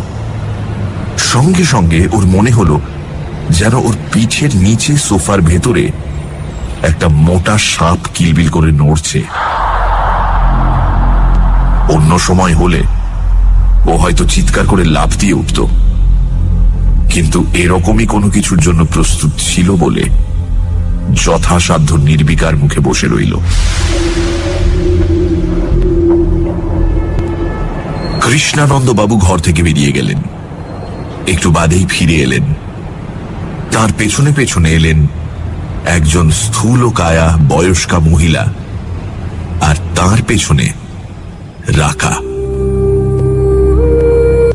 অনবগুণ্ঠিতা রাকার দিকে হাঁ করে তাকিয়ে রইল অনুপম, কিন্তু তা কয়েক মুহূর্তের জন্য। তারপরেই সম্বিত ফিরে পেল। না পেয়েও উপায় ছিল না। উঠে দাঁড়িয়েছিল অনুপম। ওর মনে হলো ওর ট্রাউজার্সের ভেতরে দুপা বেয়ে দুটো মাকড়সা জাতীয় জীব খড়খড় করে উপরে উঠছে। তাড়াতাড়ি এগিয়ে গিয়ে ঢিপ করে প্রণাম করলো বয়স্কা মহিলাকে। তারপর রাকার দিকে তাকিয়ে বলল, তুই রাকা? তোকে তো চেনাই যায় না রে। কি সুন্দর হয়েছিস তুই। তুমিও কিন্তু খুব হ্যান্ডসাম হয়েছে অনুপম দা, একেবারে ফিল্ম স্টার মার্কা চেহারা। দাদা, ফাজলামি করিস না। আগে দুষ্টু ছিলি, এখন ফাজিল হয়েছিস। মাকড়সা দুটোর ঊর্ধ্বগতি একটু কমলো, কিন্তু বন্ধ হলো না। সবাই বসলে রাকা দুটি নিরাভরণ হাত কোলের উপর রেখে বলল, কেমন আছো তোমরা? মাসি, মেশো, রূপম দা, তুমি? আমরা সবাই ভালো আছি। এবার শোন, আমি 10 দিনের ছুটিতে কলকাতায় এসেছি। তোর কথা মাকে ফোনে জানিয়েছি। তোর বিয়ে আর তার পরের ঘটনাগুলো তো আমরা কিছুই জানতাম না। তা সে যাই হোক, মা তোকে একটা উপহার দিতে চান। আমাকে বলেছেন তোকে জিজ্ঞেস করে এখান থেকে কিছু একটা কিনে দিতে। উপহার? আমাকে আর কি উপহার দেবে অনুপম দা? তবে মাসির যখন ইচ্ছে তখন এইরকম একটা সবুজ পাড় মিলের শাড়ি কিনে দিও, কাজে লাগবে। না রে, তা আমি দিতে পারবো না। আচ্ছা, আমি যদি তোকে একটা রূপোর ফটো ফ্রেম দিই, তাতে তোর স্বামীর একটা ছবি লাগিয়ে রাখতে পারবি? বলতেই মাকড়সা দুটোর ঊর্ধ্বগতি বন্ধ হলো। পিঠের নিচে সাপটার কিলবিল করাও স্থগিত রইল। ঘাড় কাত করে রাকা বলল, বেশ, তাই দিও।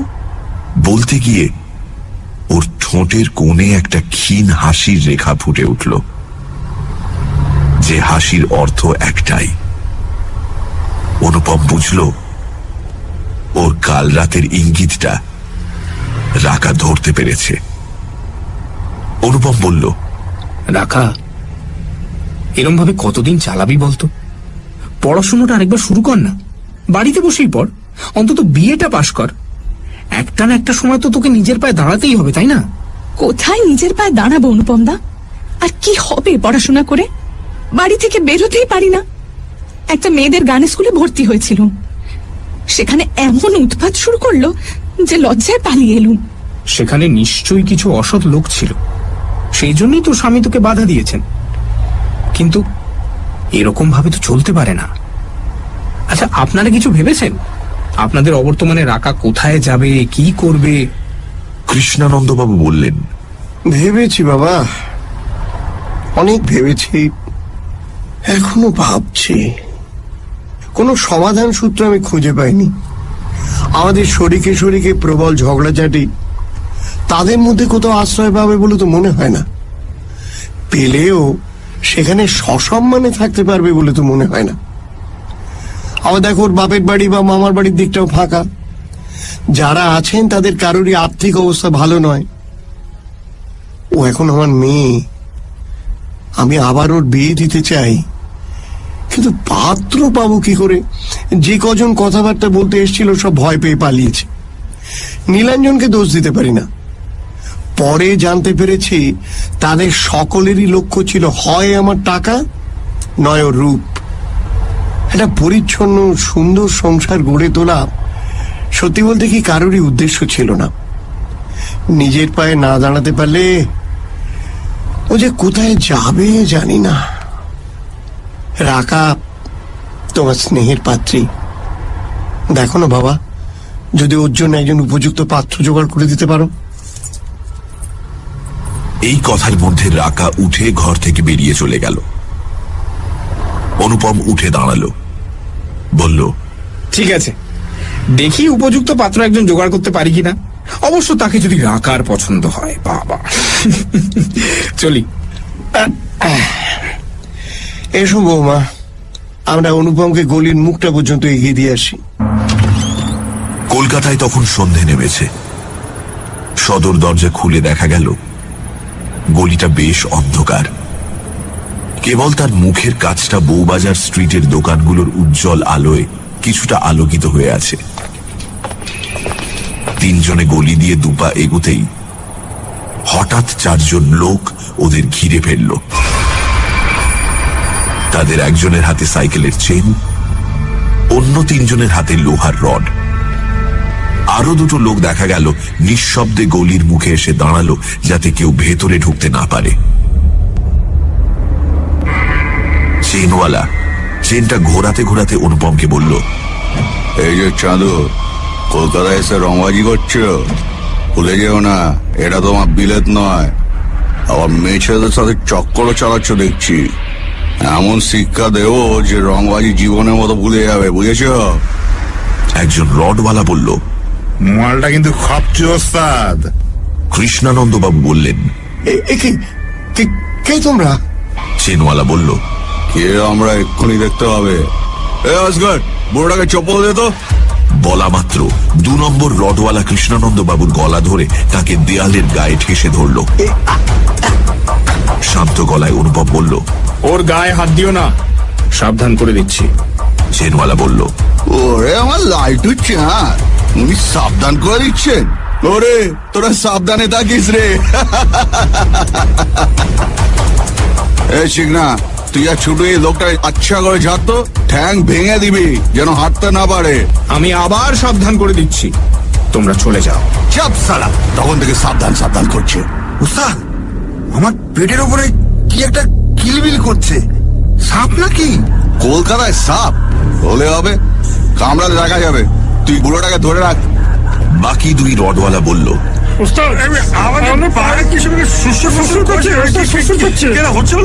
ও আসলে হবে, তোরা এটা কি কারা? এই শেষবার তোমাদের সাবধান করে দিচ্ছি আমি, পরে আমাকে দোষ দিও না। 2 রডওয়ালা রড তুলে তেড়ে এলো অনুপমের দিকে, আর চেনওয়ালা হাত বাড়ালো আতঙ্কে মৃতপ্রায় রাখার দিকে।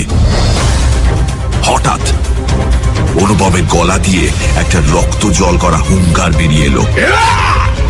একটা ছিলে ছেঁড়া ধনুকের মতো শূন্যে লাফ দিয়ে উঠল সে। তারপর ওই সরু গলিটার মধ্যে যেন একটা ঘূর্ণি ঝড় বয়ে গেল।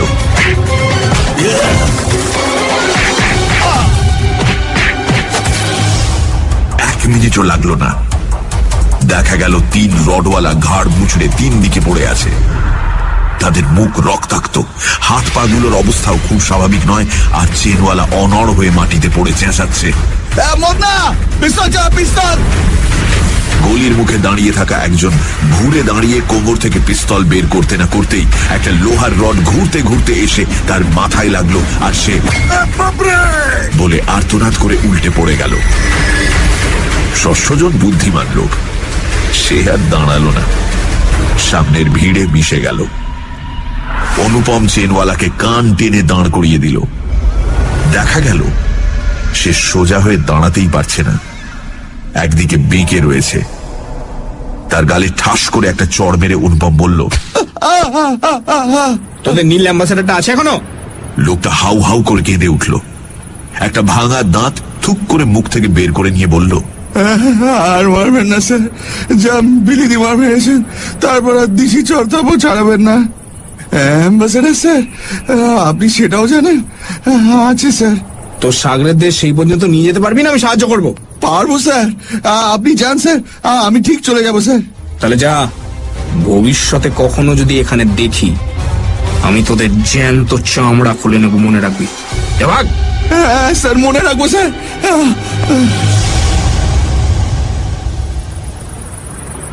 রাকা আর অনুপম কৃষ্ণানন্দ বাবুকে ধরাধরি করে ভেতরে নিয়ে এলো, শুইয়ে দিল বড় সোফাটার উপর। রাকার শাশুড়িও দৌড়ে এলেন। বেশ কিছুক্ষণ শুশ্রূষার পর উঠে বসলেন ভদ্রলোক। স্ত্রীকে বললেন, জানো মীরা, এই ছেলেটির জন্য শুধু যে আজ আমরা প্রাণে বেঁচে ফিরেছি তা নয়, আমাদের মান সম্ভ্রমটা অক্ষত রয়েছে। তোমাকে যে কি বলে ধন্যবাদ জানাবো বাবা। ধন্যবাদটা একেবারেই জানাবেন না। রাকা বলল, এ তো চীনেদের মারামারি। এটা কোত্থেকে শিখলে অনুপম দা? খোদ চীনেদের কাছ থেকে রে। ওরা আমাকে একটা ব্ল্যাক বেল্ট উপহার দিয়েছিল। আজ নীলাঞ্জন বেঁচে থাকলে তোমাকে একেবারে হিরো বানিয়ে রাখতো। ও তো দিনরাত টিভিতে এই চীনেদের মারামারি সিনেমাই দেখতো। আমার মনে হতো এসব সাজানো। আজ দেখলুম তা নয়। না না, একেবারেই তা নয়। এখন শোন, এই আক্রমণের আসল লক্ষ্য কিন্তু আমি যতদিন কলকাতায় আছি ততদিন কোনো মতেই বাড়ি থেকে বেরোবি না। বলে কৃষ্ণানন্দ বাবুকে সমস্ত ব্যাপারটা বলল। কৃষ্ণানন্দ বললেন, তুমি একা সামলাতে পারবে? পুলিশ কিন্তু তোমায় খুব একটা সাহায্য করতে পারবে বলে তো মনে হয় না। এরা সব লোকাল লোক, আর তুমি থাকো বিদেশে। কাজেই এদের এখানে যা ইনফ্লুয়েন্স, তার তোমার কিচ্ছু নেই। তারপর কি মনে হচ্ছে জানো তো, এরা সব বিপজ্জনক লোক, ডেঞ্জারাস। দেখি কতদূর সামলাতে পারি। তবে একটা কথা কিন্তু আজ নিঃসন্দেহে প্রমাণিত হয়ে গেল, সেটা হচ্ছে কোন দেহধারী আক্রমণকারীকে একজন বিদেহীর পক্ষে বেশিক্ষণ আটকে রাখা প্রায় অসম্ভব। তাকে ভয় দেখিয়ে অস্বস্তিতে ফেলে হয়তো কিছুক্ষণ বাধা দেওয়া যেতে পারে, কিন্তু যে স্থির প্রতিজ্ঞ গুন্ডা, তার পক্ষে এই ভয় বা অস্বস্তি কাটিয়ে ওঠা খুব একটা বড় ব্যাপার নয়। এখনো পর্যন্ত যারা আপনার কাছে এসেছে তারা অসৎ হতে পারে, কিন্তু অপরাধ জগতের লোক নয়। তাদের চলাফেরা আলোতেই, অন্ধকারে নয়। কাজেই তাদের ভয় দেখিয়ে তাড়ানো গেছে। কিন্তু আপনাদের অবর্তমানে যে শকুনের দল এ বাড়ির ওপরে সে পড়বে, তাদের সকলেই না হোক অনেকেই ভদ্রলোক হবে না। নীলাঞ্জন কি তাদের ঠেকাতে পারবে? আমার কথাটা একটু ভেবে দেখবেন। আসি।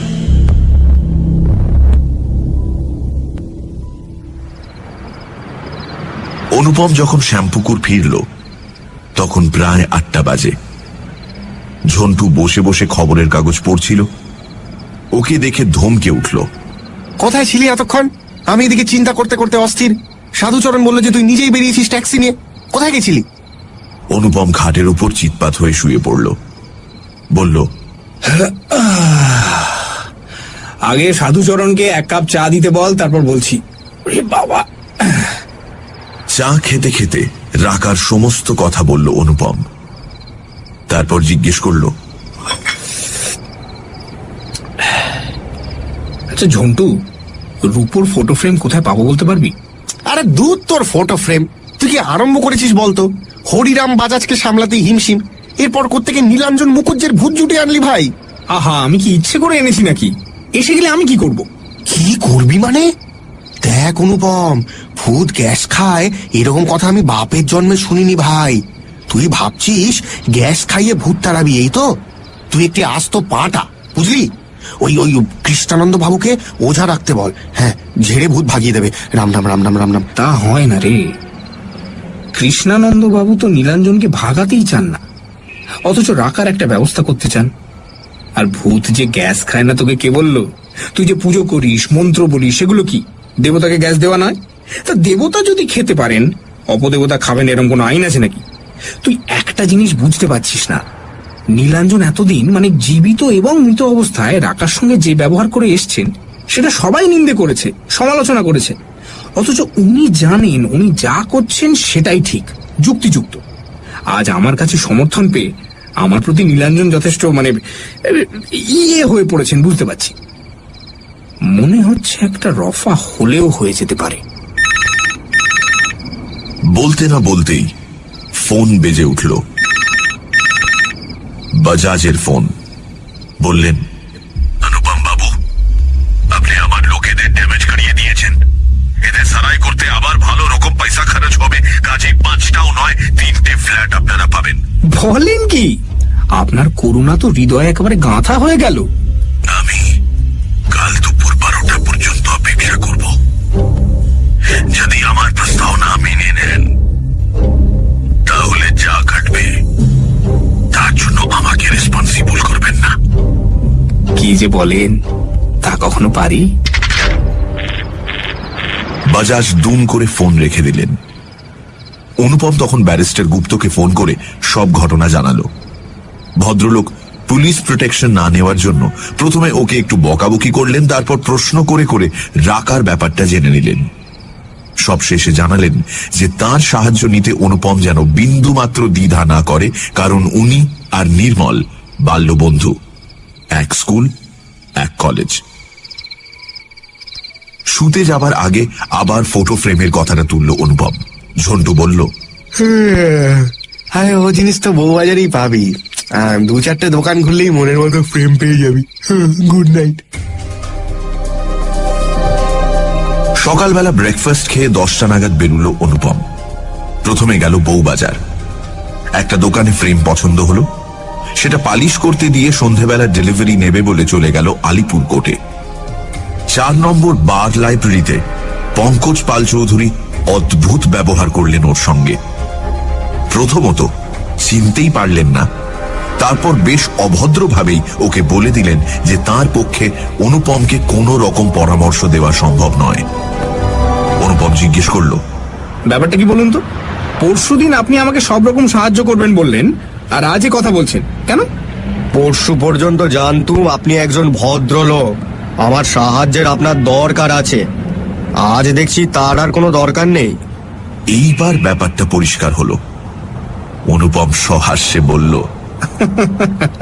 কি করে দেখলেন? বাজাজ দেখালো বুঝি? আমি যে একজন ভদ্রলোকের মতো মার না খেয়ে উল্টে বাজাজের লোকদেরই মার দিয়েছি, সেটাই আপনার কাছে ঘোরতর অন্যায় বলে মনে হচ্ছে, তাই না? ও বাড়ির উপর নজর রাখতে আপনাকে কত টাকা দেয় বাজাজ? রক্তচক্ষু করে লাফ দিয়ে উঠে দাঁড়াতে গিয়েও সামলে নিলেন পঙ্কজ পাল চৌধুরী। বললেন, আপনি চলে যান এখান থেকে, এক্ষুনি বেরিয়ে যান। আমি আপনার সঙ্গে কোনো কথাই বলতে চাই না। যান, বেরিয়ে যান।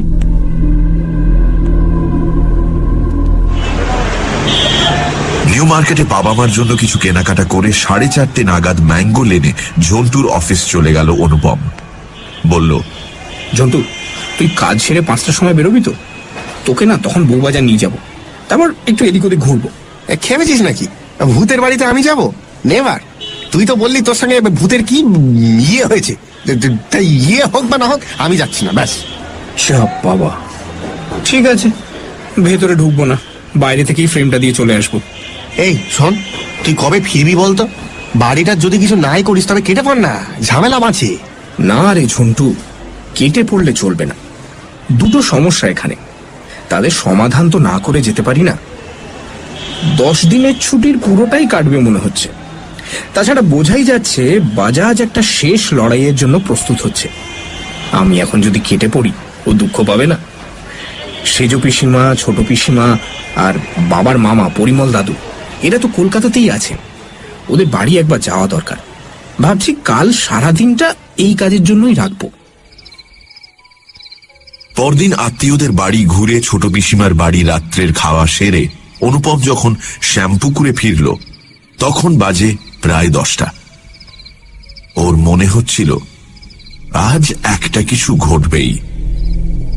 অনেক চেষ্টা করেও ও ধরতে পারল না যে কেউ ওকে ফলো করছে কিনা। খুব সম্ভবত করছিল না। কেন? এটা কি ঝড়ের আগের থমথমে ভাব? বাড়িতে ঝন্টু ছিল না। সাধুচরণ চিন্তিত মুখে রোয়াকে বসেছিল। বলল, কিছুই বলে যায়নি বাবু, কোথায় গেছে বা দেরি হবে কিনা। ছোট দাদা বাবু তো এরকম কখনো করেন না, তাই ভাবছি। অনুপম ঘরে ঢোকা মাত্র টেলিফোনটা বেজে উঠল।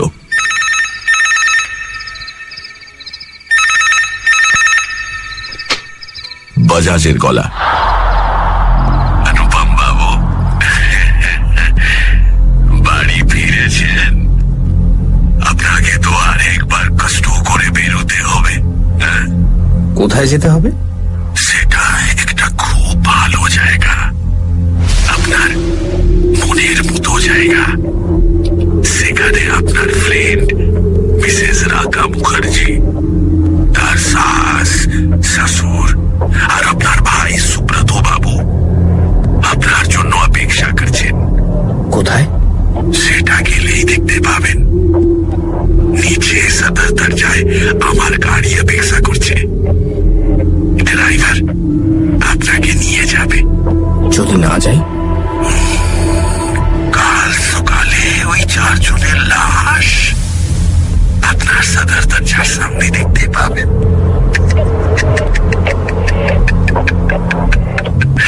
ঠিক আছে, আমি আসছি। দেরি করবেন না, আর ওয়েপন কিছু আনবেন না, তাতে আখের মে আপনারই নুকসান হয়ে যাবে।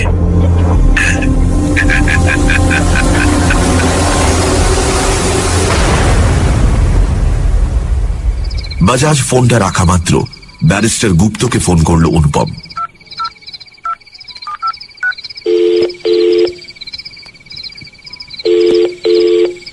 ওর কথা শুনে ভদ্রলোক রেগে আগুন হয়ে গেলেন। বললেন, কি এত দূর স্পর্ধা হরিনামে? তোমাকে কোথায় নিয়ে যাচ্ছে জানো? ওর কথা শুনে মনে হলো 16 নম্বর প্রভাত ঘোষ রোডের বাড়িতেই। যদি তা না হয় 19 নম্বরের অ্যাডভোকেট পঙ্কজ পাল চৌধুরীকে চাপ দিলে হয়তো জানতে পারবেন যে ও আমাকে কোথায় নিয়ে যেতে চায়। ঠিক আছে, এটা লোকাল থানার ব্যাপার নয়। আমি হোম মিনিস্টারের সঙ্গে কথা বলছি, লালবাজারের সঙ্গেও যোগাযোগ করছি। যত তাড়াতাড়ি সম্ভব আমি তোমাদের কাছে পৌঁছে যাব। এই হরিনামের একটা ব্যবস্থা করা দরকার। ঢাকার জোরে শয়তানটা ধরাকে সরাজ্ঞান করছে।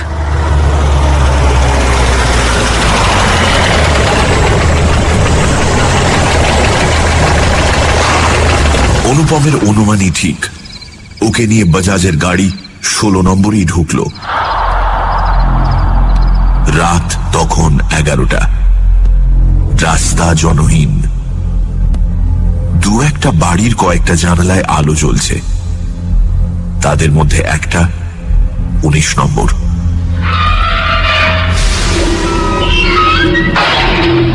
ওদের বাড়ির গেট খুলে দিল একটা গুন্ডা মতন লোক। সমস্ত বাড়িটা অন্ধকার, কোথাও কোনো আলো দেখা যাচ্ছে না।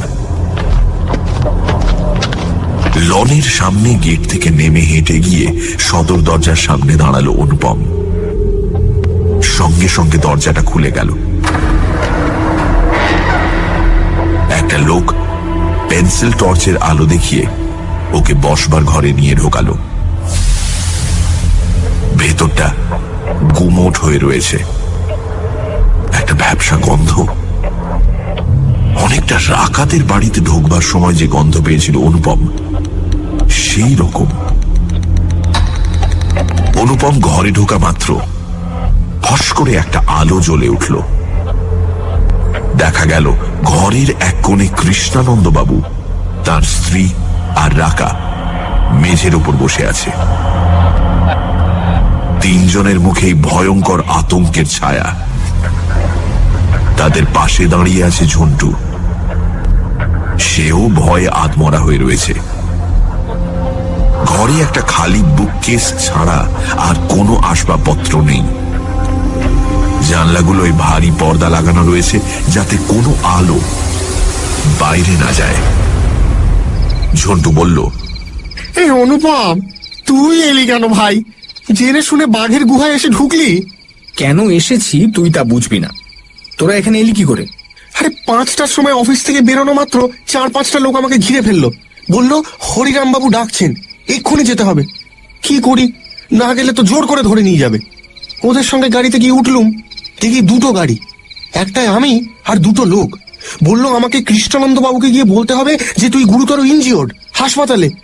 রাকাকে একবার দেখতে চাইছিস। তুই তুই বললি? না বলে উপায় কি বল ভাই। আমার পেছনে 2জন দাঁড়িয়ে আমার পিঠে পিস্তল ঠেকানো। বলে দিয়েছিল আমাকে খুন করতে ওদের এতটুকু অসুবিধা হবে না।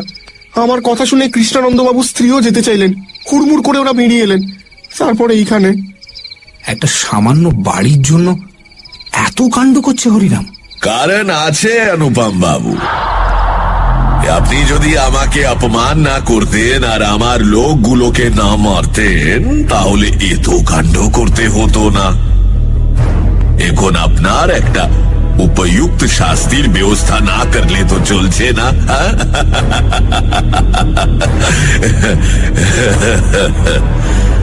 বলতে বলতে ঘরের মধ্যে এসে ঢুকলেন হরিরাম বাজাজ। তার সঙ্গে দুজন লোক, তাদের হাতে অ্যাসল্ট রাইফেল। বোঝা গেল তারা হরিরামের ব্যক্তিগত দেহরক্ষী। লোকটা ছিপছিপে রোগা, ফর্সা রং, মেহেন্দি করা লালচে চুল, চোখে স্টিল ফ্রেমের চশমা, পরনে সাদা রঙের স্যুট, সাদা রঙের জুতো, বয়স 40 থেকে 45-এর মধ্যে। শুনিয়ে অনুপম বাবু, বেশি কথা বলা আমি পছন্দ করি না। এখন আপনাকে যা বলবো তা আপনাকে করতে হবে। হ্যাঁ, এই মোবাইল ফোন নিন, হংকং এ আপনার পিতাজিকে ফোন করেন আর তাকে বলেন যে 1 ঘন্টার ভিতরে আমার আরেকজন লোক এই বাড়ি ভেঙে মাল্টি স্টোরির বিল্ডিং করার এগ্রিমেন্টের কাগজপত্র নিয়ে তার কাছে চলে যাবে। তিনি যেন দেরি না করে কাগজগুলোয় সিগনেচার করে দেন। বাস, আপনার কাজ শেষ। আপনারা সবাই যে যার বাড়ি চলে যাবেন। এখন অবশ্য হংকংয়ে অনেক রাত, তা পিতাজিকে না একটু কষ্টই দেবেন। মিস্টার বাজাজ, আপনি হয়তো বেশি কথা বলেন না, কিন্তু বড্ড বেশি বাজে বকেন। আমি বাবাকে ফোন করে দিলাম, কাগজে সই হয়ে গেল, আর আপনি আমাদের ছেড়ে দিলেন যাতে আমরা এক দৌড়ে থানায় গিয়ে এফআইআর করতে পারি। এই গল্প আমাকে দিয়ে লাভ নেই। আপনার কার্যসিদ্ধি হলে যে আপনি আমাদের আর জীবিত থাকতে দেবেন না, এটা বুঝতে তো কোনো কষ্টই হয় না। বাহ বাহ বাহ বাহ বাহ, অর্ডিনারি নাহি এক্সট্রা অর্ডিনারি বুদ্ধি আছে। আমি সোচেছিলাম কি আপনি শুধু এসবই করতে পারেন। তা এতই যদি বোঝেন তাহলে এখানে কেন যে এলেন তা আপনি জানেন। ওয়েল, কার্যসিদ্ধি আমার হবেই। আপনাকে 5 মিনিট সময় দিচ্ছি। যদি ফোন না করেন তাহলে আমরা একের পর এক আপনার এই গার্লফ্রেন্ডকে রেপ করতে শুরু করব, যতক্ষণ পর্যন্ত না আপনি আমার কথা শুনছেন। আর যদি শোনেন তাহলে এই প্রমিস আমি দিচ্ছি যে আপনাদের সম্মান ইনটেক্ট রেখে আপনাদের খুন করবে আমাদের লোকেরা। আমরা 1 2 3 4 5 6 7 8 জন আছি। আমাদের সকলের কাছেই রাইফেল আছে, রিভলভার আছে। কাজে কোন রকম চালাকি করবার চেষ্টা করবেন না। অনুপম বাবু, আপনি একটা কথা জেনে রাখুন মিস্টার বাজাজ, ব্যারিস্টার পি.কে. গুপ্ত হোম মিনিস্টারের সঙ্গে একটু আগে এ ব্যাপারে কথা বলেছেন এবং লালবাজারকে অ্যালার্ট করা হয়েছে। হ্যাঁ, অপমানের প্রতিশোধ নিতে গিয়ে আপনি বড্ড বাড়াবাড়ি করে ফেলেছেন। আমাদের খুন করলেও আপনি বেরিয়ে যেতে পারবেন না। মিস্টার বাজাজ, আপনার খেলা এবার শেষ।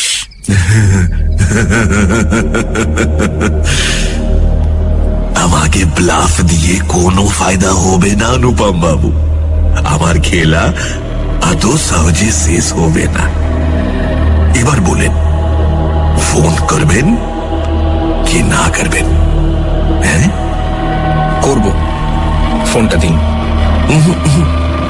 আপনি নাম্বার বলেন, আমি লাগিয়ে দিচ্ছি। অনুপম নম্বরটা বলল।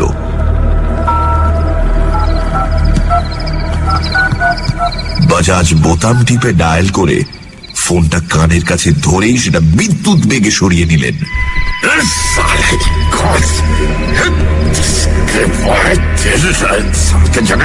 সাদা শুয়োর কা জানা ফোনের ভেতর থেকে যেন 5টা কাঠছেড়াই কলের আওয়াজ ছিটকে বেরিয়ে এলো।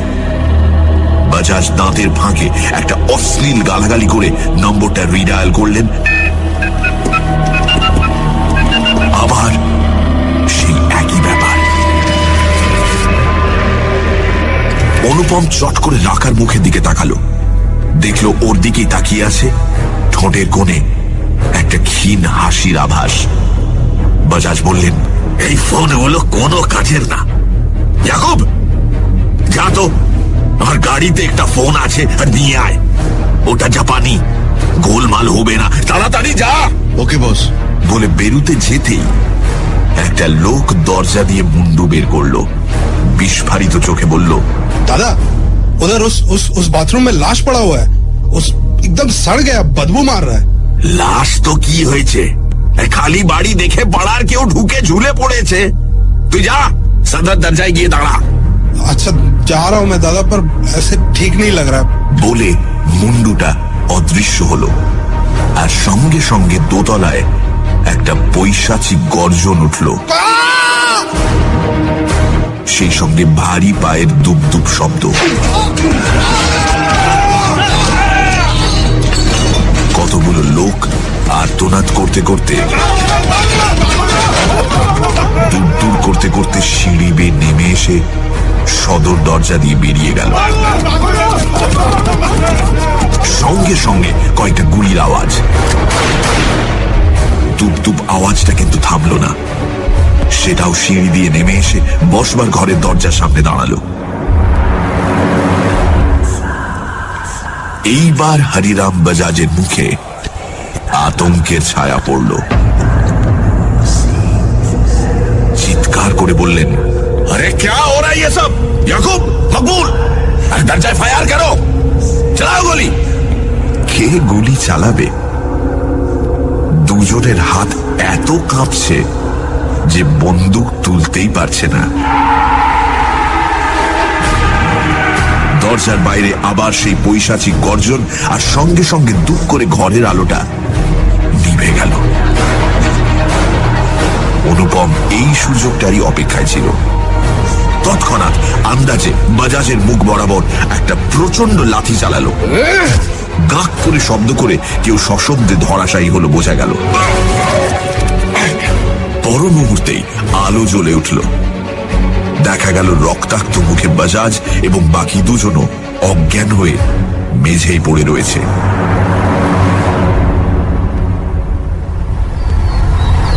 কথা হচ্ছিল ব্যারিস্টার গুপ্ত চেম্বারে বসে। গুপ্ত বলছিলেন, আমরা বাজাজের বিরুদ্ধে কেবল ট্রেস পাসিং এর চার্জ আনবো, কিডন্যাপিং এর চার্জ আনবো না, তাহলে কৃষ্ণানন্দ বাবুর কোর্ট কাচারি করতে করতে প্রাণ বেরিয়ে যাবে। তাতে হয়তো বাজাজের উপযুক্ত শাস্তি হবে না, তবে তা নিয়ে ভেবে লাভ নেই, কারণ বাজাজ আর তার লোকজন আর জীবনে কখনো বাড়ি ছায়া মারাবে না। আনা বাড়িতে কে যাবে প্রাণ হাতে করে? বাজাজ তো আর জানে না যে ওর মুখে লাথিটা অনুপমের, ভূতের নয়। আর রাকা তো কাল অনুপমের সঙ্গে চলেই যাচ্ছে জাকার্তা, সেখানে ওর জারিউরি চলবে না, ওরা নিশ্চিন্তে থাকতে পারে। দীর্ঘশ্বাস ফেলে নির্মল বললেন, এই সবই তোর জন্যই হতে পারলো বিটু। দুদিনের মধ্যে রাকা অনুপমের বিয়ের রেজিস্ট্রেশন, আমাদের হংকং থেকে আসার টিকিটের ব্যবস্থা, এসব তুই না থাকলে হতো না। আরে দূর দূর সব কিছু নয়, কলকাতায় সবই সম্ভব। তবে হ্যাঁ, হোম মিনিস্টারও খুব সাহায্য করেছেন। আমার তো ভয় ছিল বিয়েটা, ভেবেছিলাম ঝামেলা হবে। না, সে ভয় আর নেই। কৃষ্ণানন্দ বাবুর সঙ্গে কথা হচ্ছিল, ওর বোধহয় ওর ছেলের সঙ্গে কোনো রকম যোগাযোগ হয়। তো উনি বললেন যে নীলাঞ্জনের যে মূল সমস্যাটা ছিল সেটা ঈর্ষা নয়, সেটা রাকার শারীরিক এবং মানসিক ক্ষতির সম্ভাবনাটা দূর করা। সে যখন জীবিত ছিল তখন ঈর্ষাটাই বড় ছিল, তবে সেটা একটা দেহজ প্রতিক্রিয়া। দেহটাই যখন নেই তখন সেটা আর থাকে কি করে? আজ সে নিশ্চিন্ত যে অনুপম কোন রকম অসৎ উদ্দেশ্য ছাড়াই রাকার ভার নিতে চায়। তার জন্য সে সাক্ষাৎ মৃত্যুর মুখেও এগিয়ে যেতে পারে এবং রাকাকে নিরাপত্তা দেওয়ার মতো ক্ষমতা তার আছে। অতএব নীলাঞ্জনের এখন আর তেমন কোনো প্রয়োজনীয়তা নেই। তাছাড়া আদতে সে একজন ভদ্রলোক, নিষ্প্রয়োজনে সে কারুর ক্ষতি করতে চায় না। ঈর্ষাটা একটা অসুখ, আজ তার শরীরের সঙ্গে সঙ্গে সেই অসুখটাও পঞ্চভূতে মিলিয়ে গেছে।